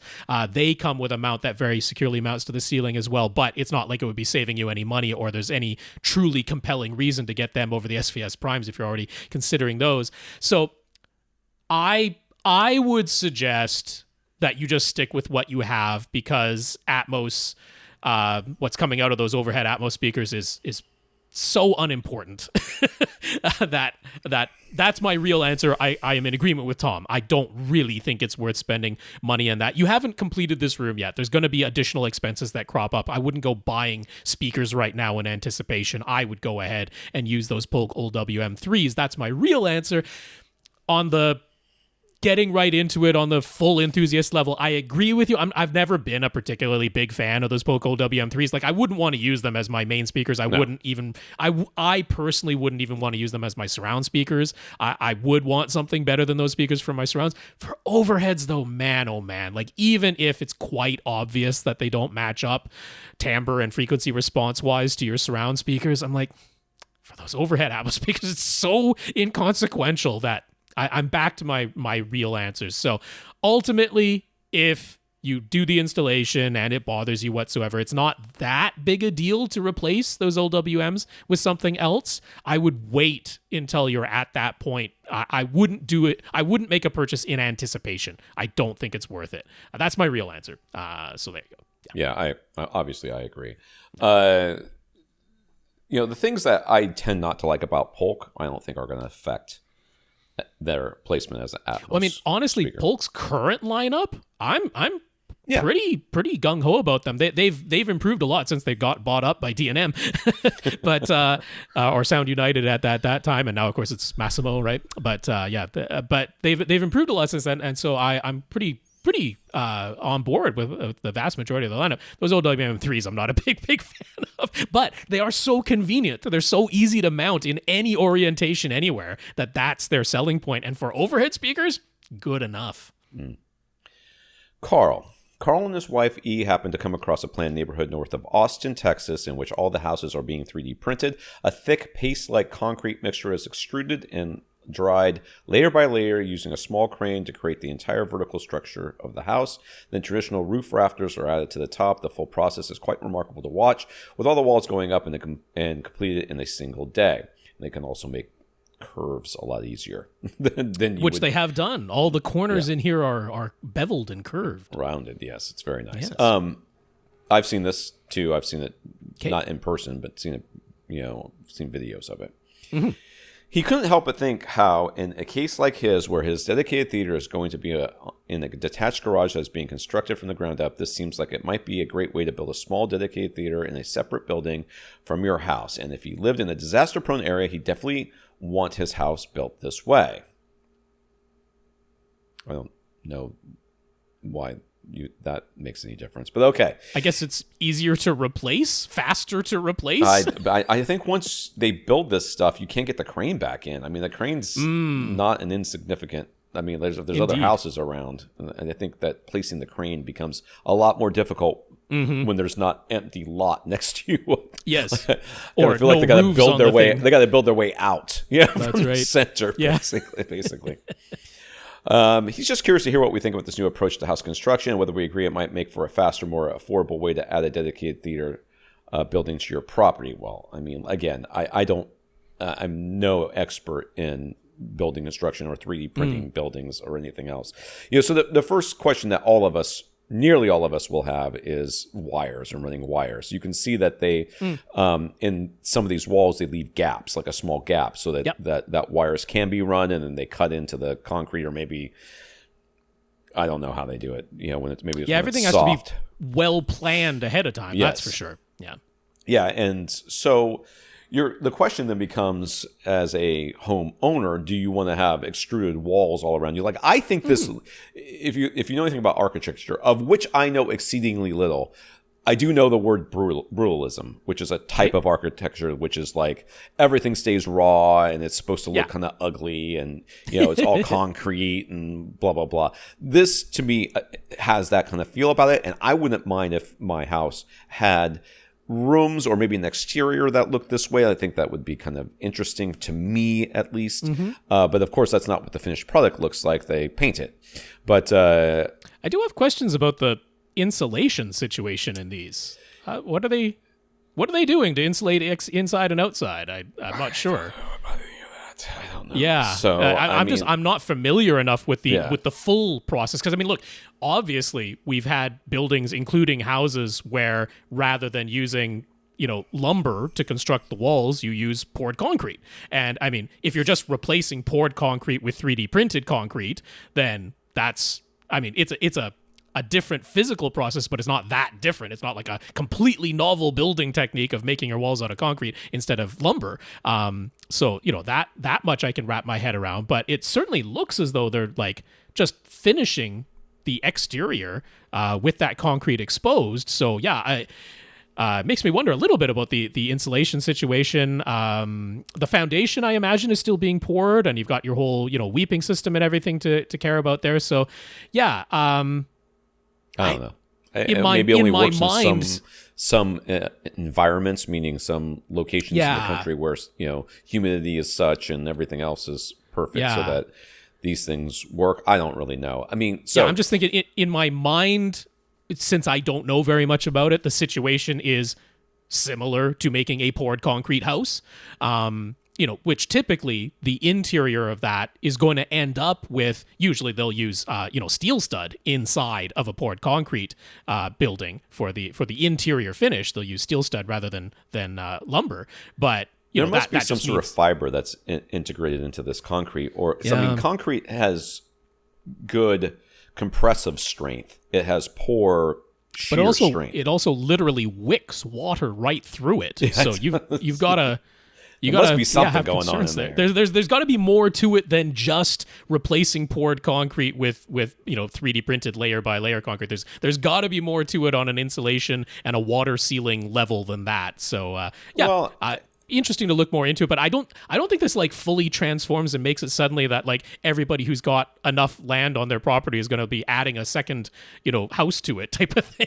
Right. I'm not sure that it gets us into that sort of territory. And like you mentioned there, having to plan out everything perfectly beforehand means that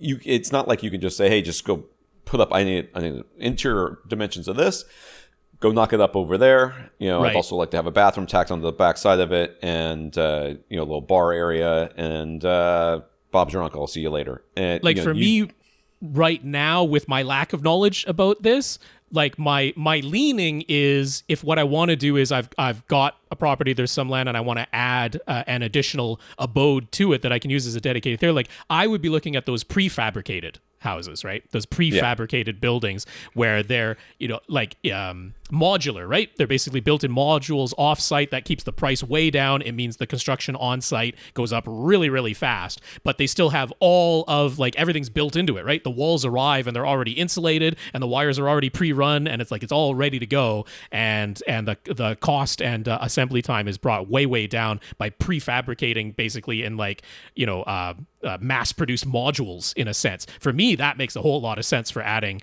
something, an additional thing onto the property. So that's my take for the moment, anyway. Yeah, we'll see. Larry's theater room is a dedicated 10.5 by 11.5 enclosed space. It's acoustically treated. Despite the small size, he's put a full complement of 11 speakers in there. Holy moly. He's got surround backs, Tom. Totally necessary speakers. Just sitting a smack dab. You know what this room would be perfect for? Quadraphonic sound. 4 full range speakers in the corners. It's pretty close to a square. Sounds like he's missing front wides, though, so you don't have them all. You don't have them all, Larry. He's put a full complement of 11 speakers in there with Emotiva amplification for all 11 channels. His dedicated X3800H acting as a preamp only. The speakers are all SVS, and he somehow managed to also cram 3, because why not, PB1000 Pro subs in there. He has used Audyssey Multi-Q XT32 for setup, but with a 3800H, paying several $100 will let him add Dirac live. Okay. Tom can't even get the question out. Should he do it? Will it sound much better? He likes how it sounds right now and what Audyssey has done, but he can't help wondering what Dirac might sound like instead. Thoughts? Yeah, Andrew did it. Andrew switched from Audyssey to Dirac, and he wished he hadn't, is what the article says. Let me see if I can find it for you real quick. Basically, and I've talked about this before, and we've talked about this before multiple times. I've written articles about it. What they do is very, very similar, and how they do it is very, very similar. Yep, and what you're really paying for is their let's talk target curves. Basically, is what it comes down to. The difference in sound that people report is the target curve. If you make the target curves the same, they sound the same. So find out what the Dirac target curve is, and then to use your Audyssey editor app to get that, and then you'll know what Dirac did. So there you go. Pretty darn close. Yeah. So I want to just bring it back to basics of what could any room correction system actually be doing to the signal, right? Because there's a lot of sophistry and there's a lot of sort of it's magical type of thinking out there. No, it absolutely isn't. There's a thing you're going to do to the signal. So what can you actually do to the signal, the electrical signal, before it gets played out of your speakers, right? So you can go frequency by frequency, and the more filters you add, the smaller the range that the frequency that you're correcting can be. But you go frequency by frequency, and you can make it louder or quieter, and you can do so for a set amount of time. Those are the parameters that you can play with, right? And then you can play with, what is the curve to the left and right of that center frequency that I'm adjusting. You can adjust, how broadly or how narrowly you're focusing on a given frequency. But those are the things that you can adjust. And the capabilities between Dirac Live and Audyssey Multi-Q XT32 are exceedingly similar in terms of what they can do to the signal.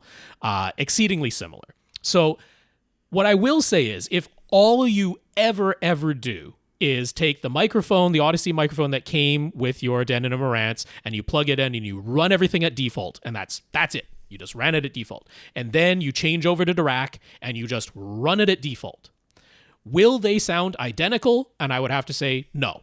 They'll still sound more similar than different, honestly, but they won't sound identical. But that's exactly what Tom talks about, which is they quite literally are targeting a different outcome. Audyssey is like, here's what we want to end up with, and that is different from what Dirac by default says they want to end up with. So in that type of head-to-head, you could say, yeah, there's probably going to objectively be a difference, but that doesn't mean that you can't make one sound exactly like the other, because the capabilities are exceedingly similar.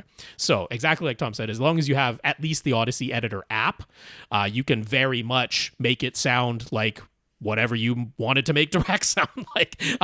If you're just aching to spend some money, you could spend it on the Multi-Q X software. I don't really think it's worth it, but what it would let you do is, if you're just someone who really likes to hobby and tinker around with things, when you do Audyssey by default or using the editor app, the $20 editor app, it is very limited in the sense of, if you're going to redo it, you have to redo all of it. And that's a bit of a pain, especially once you have 11 speakers and 3 subwoofers. That's a lot of measurements that you're having to retake to do the whole process over again just because you wanted to try something different. If you spend the money to get the Multi-Q X software, you can go back in and do one speaker at a time. You can remeasure a single speaker without throwing out the results for everything else. You can tell it to ignore a certain measurement. Like, let's say you took 10 or 12 measurements for each speaker at each position. You can tell it one by one to throw out certain, measurements that you took, because that's throwing off your results, rather than having to redo the whole process over again. So I think in your case, if what you want to do is play around, I'd actually go ahead and spend the money on the Multi-Q X software. If what you're just really interested in is the end results, then I have to say no. But I would say it could be worth your while to spend the $20 on the editor app, because that will at least let you say, okay, if what I want to do is just alter the target curve to something that I decided instead of something that Audyssey preset, it'll let you do that for a very low price. So that's the money I could see spending. I don't know what she's freaking out about. She heard something. There's nothing to see. Jesus Christ. It's been one of those days. All right. Let's end this podcast, because apparently I'm not allowed to do a podcast today. So okie doke. I know we have questions. It's going to be a short one. Do.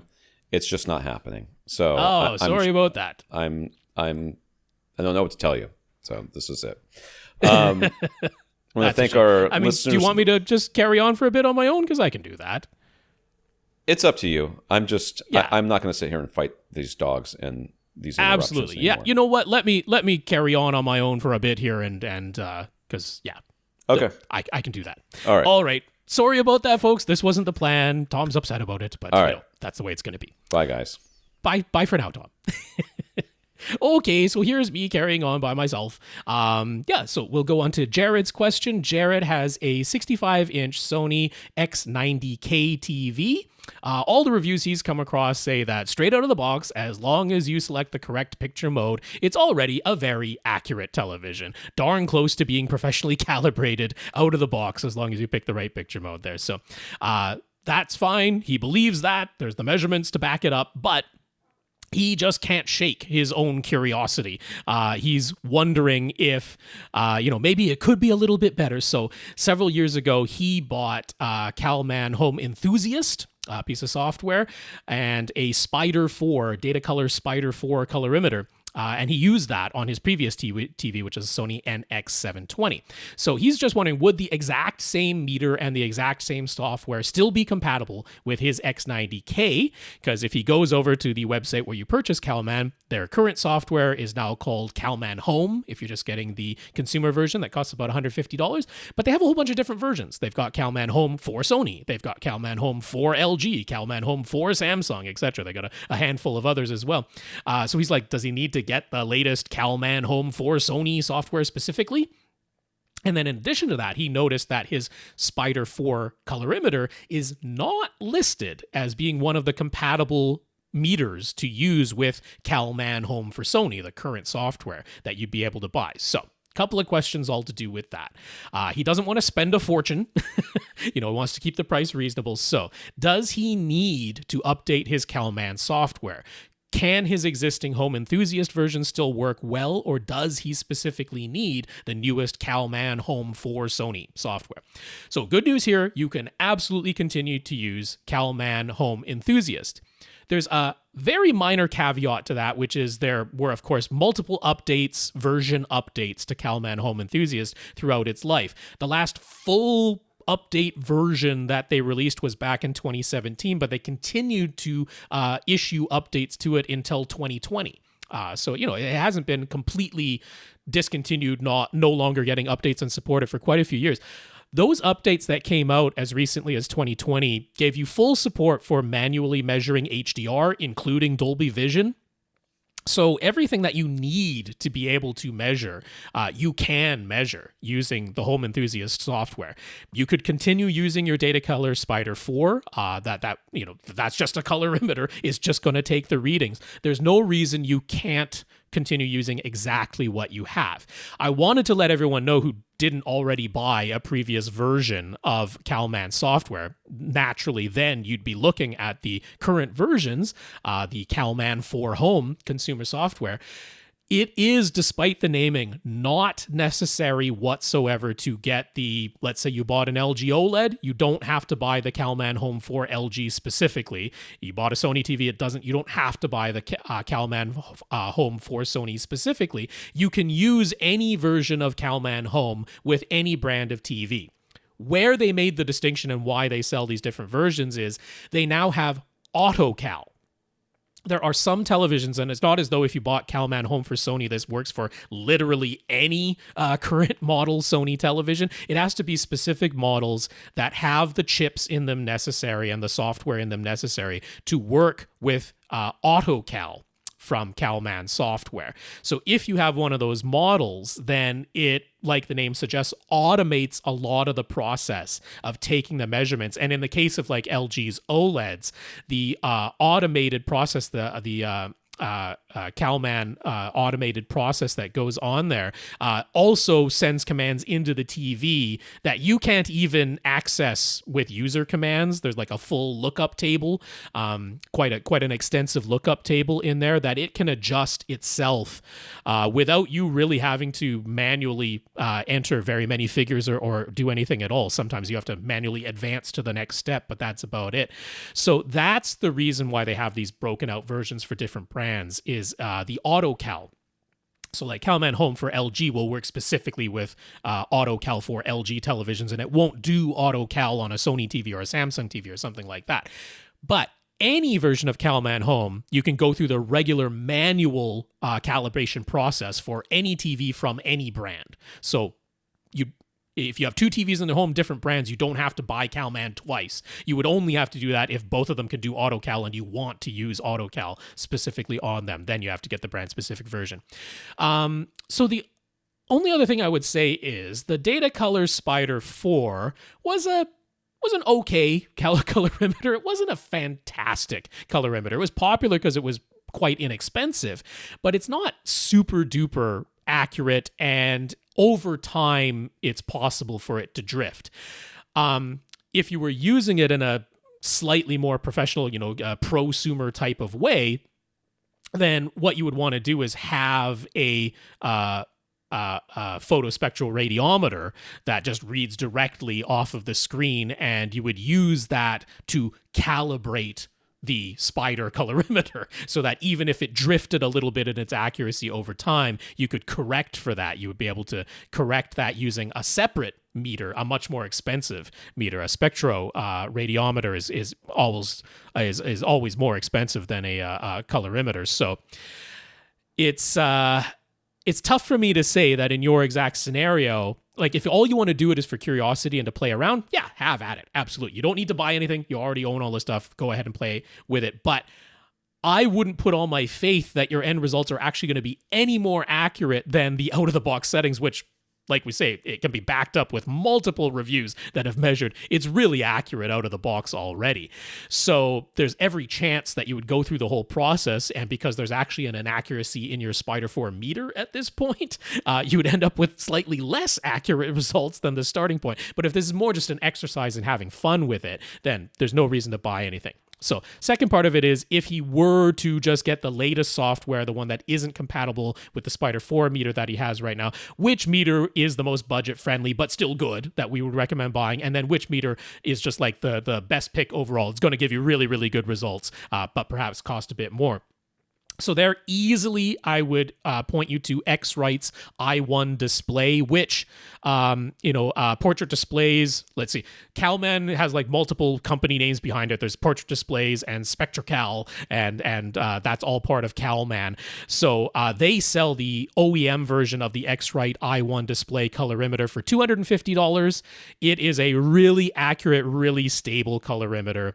And the software is already set up to recognize and work with it really quite brilliantly. Now, it is a colorimeter, so it's not as accurate to the raw colors coming out of any given display as a spectroradiometer. If you were using it professionally, you would still want to profile it using a spectroradiometer. But honestly, you can use that i1 display from X-Rite right out of the box with the Calman software and get really, really good results for $250. So that's honestly my top recommendation.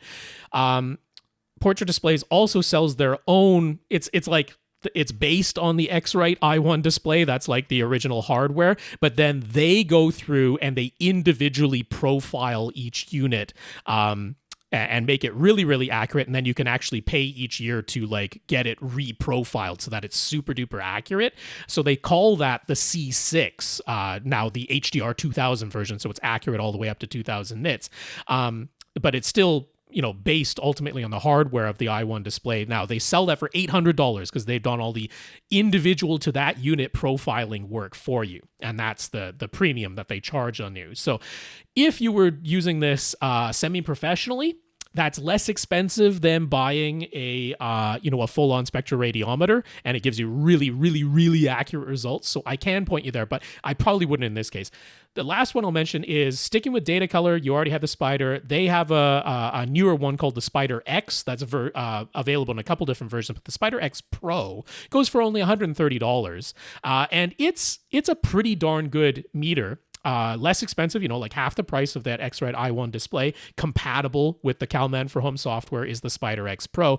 And one reason you might want to consider it is if you were ever going to get a JVC projector and you wanted to use JVC's own calibration software, the Spider X Pro is like the one consumer meter that JVC's software is set up to work with. They aren't set up to work with the X-Rite i1 display. So kind of an interesting little wiggle in there if you think you might be getting a JVC projector.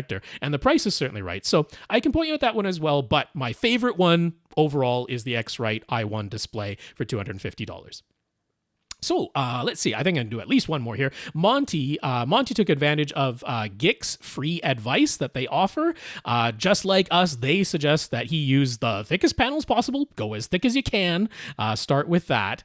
And so no surprises there, and certainly no disagreements there. And even for first reflection points along the sidewalls, go as thick as you're able. That's their advice. So he'd like to try his hand at making his own DIY panels, and he was thinking he'd just use regular 3.5-inch thick bats of insulation. That's the most affordable. It's the easiest to find and purchase. I totally agree. But he was wondering how much of an air gap should he have behind to that 3.5 inches of insulation.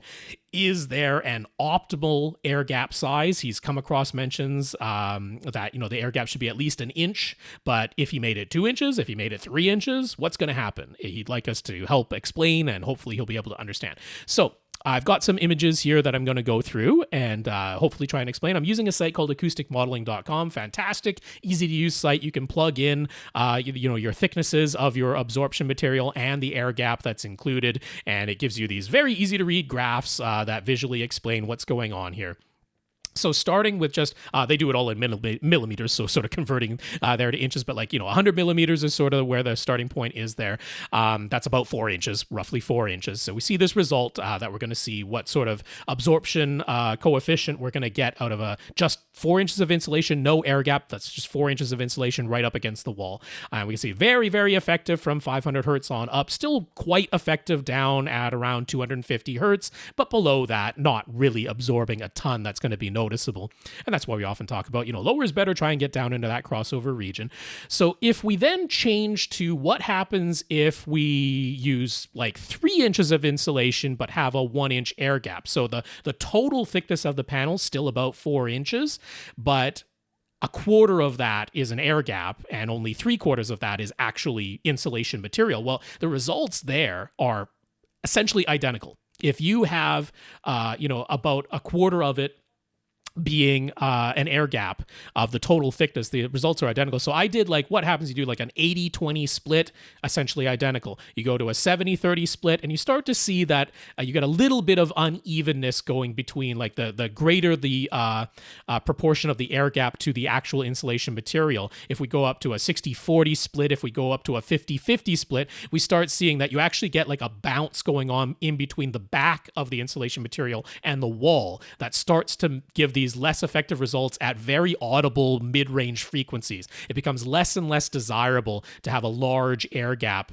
in behind. So you wouldn't want 50-50. You wouldn't want 2 inches of insulation and a 2-inch air gap. You're going to have this almost like a resonance going on between the back of the insulation and the wall at 2 kilohertz, which is really, really audible. So that's not an ideal solution there. But once we get to where it's 3/4 insulation, 1/4 air gap, it's virtually identical to just being all the way insulation there. So you can save some money that way, right? You get the same frame material, but buy less insulation, get the same results. So that is the rule of thumb, right? Make the insulation versus the air gap 1/4 of the total depth be an air gap, 3/4 be insulation. That's going to get you sort of your best results. So if we're looking at what happens if you have your 3.5 inches of insulation and that equals 3/4 of the total depth of the panel, that's going to be a 89 millimeters of insulation and then 30 millimeters of an air gap behind there versus just 4 inches of insulation. So this is a little bit thicker at this point, right?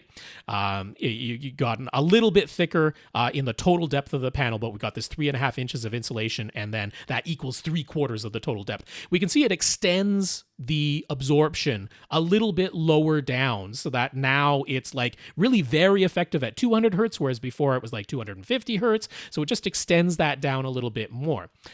What happens if we just use the exact same thickness of all insulation versus 3.5 inches of insulation being 3/4 of the thickness and 1/4 being an air gap? Same results, right? When the total thickness, now we're at 118 millimeters total thickness instead of 100 millimeters. Virtually identical results, whether that's all insulation or insulation plus an air gap. If we then go, what happens if we start making that air gap larger? We keep 3.5 inches of insulation, but instead of that equaling 3/4 of the total depth plus 1/4 of the total depth being an air gap, what happens if we go up to, doubling the size of the air gap? Well, we start to get some of these wiggles again, but there's a bit of a trade-off, right? We get a little bit lower down. Now it's really quite effective down to 175 hertz, instead of 200 hertz. But we start to get little squiggles up around 1 kilohertz, right? We're starting to get that bounce off the back of the insulation between that and the wall. So, overall, I say follow the rule of thumb. Make the total depth of the panel about, the insulation is 3/4 of that. The air gap is 1/4 of that. But one thing that you can look at there is, in the example that I'm showing on screen right now or in the Flickr album, this is 3.5 inches of insulation, but one of them is using 1x5 lumber, which is actually going to be 4.5 inches in depth versus 1x6 lumber, which is going to be 5.5 inches in depth, right? So this is, you haven't made any cuts to the depth of your lumber. What's going on there? That's where we get the scenario where the 1x6, it does extend a little bit lower in its absorption, but it gives you a bit more of a squiggle up around 1 kilohertz. You're starting to get just a touch of resonance in there behind the back of the insulation and the wall. Whereas if you go with the 1x5 lumber, and it's 4.5 inches in total depth, but 3.5 inches of that is insulation and 1 inch is an air gap, well, then you get this really quite very smooth response. You get good absorption down to 200 hertz, still doing some stuff, down to 150 and that type of thing. But that is going to be sort of the sweet spot there, is getting 1x5 lumber with 3.5 inch insulation, and you're going to get pretty darn good results with that. Okie dokie. So let's see. I've hit the 2-hour mark. What else do we have left here? Some questions from Infinite Gary that were quite a few here. So I think I will hold off on those until Tom is back next week. But yeah, unfortunate there. Everything that was going on. A whole bunch of noise there. We apologize. I'm not going to edit out all the little dog barks and everything like that. So you're going to know what was making noise back there. Apologies to that. A bit of a slapdash episode this week, but that's okay. We'll get by. So going back up there, want to thank our listeners of the week. Want to thank our 134 patrons over at patreon.com/AVRant podcast. We very much appreciate your financial support. If you'd like to sign up to make an automatic monthly donation, that's the place to do it. Patreon.com/AVRant podcast. And then want to thank folks who send in their notes of gratitude and encouragement. Chad, Jerrod, Craig, Mike, and Rohan. We very much appreciate that. And a big thank you to everybody who continues to listen and send in your questions. If you'd like to get your questions answered on this podcast, all you have to do is ask. You email your questions to question@avrant.com. That is far and away the best way to reach us. Regular old email, question@avrant.com. So on behalf of Tom Andry, this has been AVRant. My name is Rob H. Now go out and listen to something.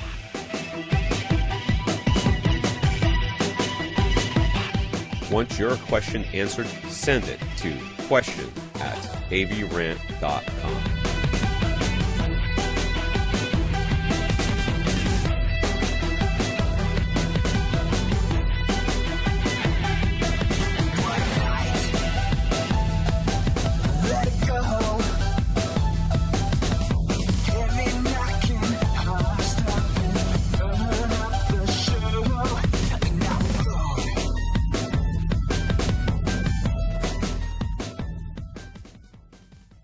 This is AVRant. Now go out and listen to something.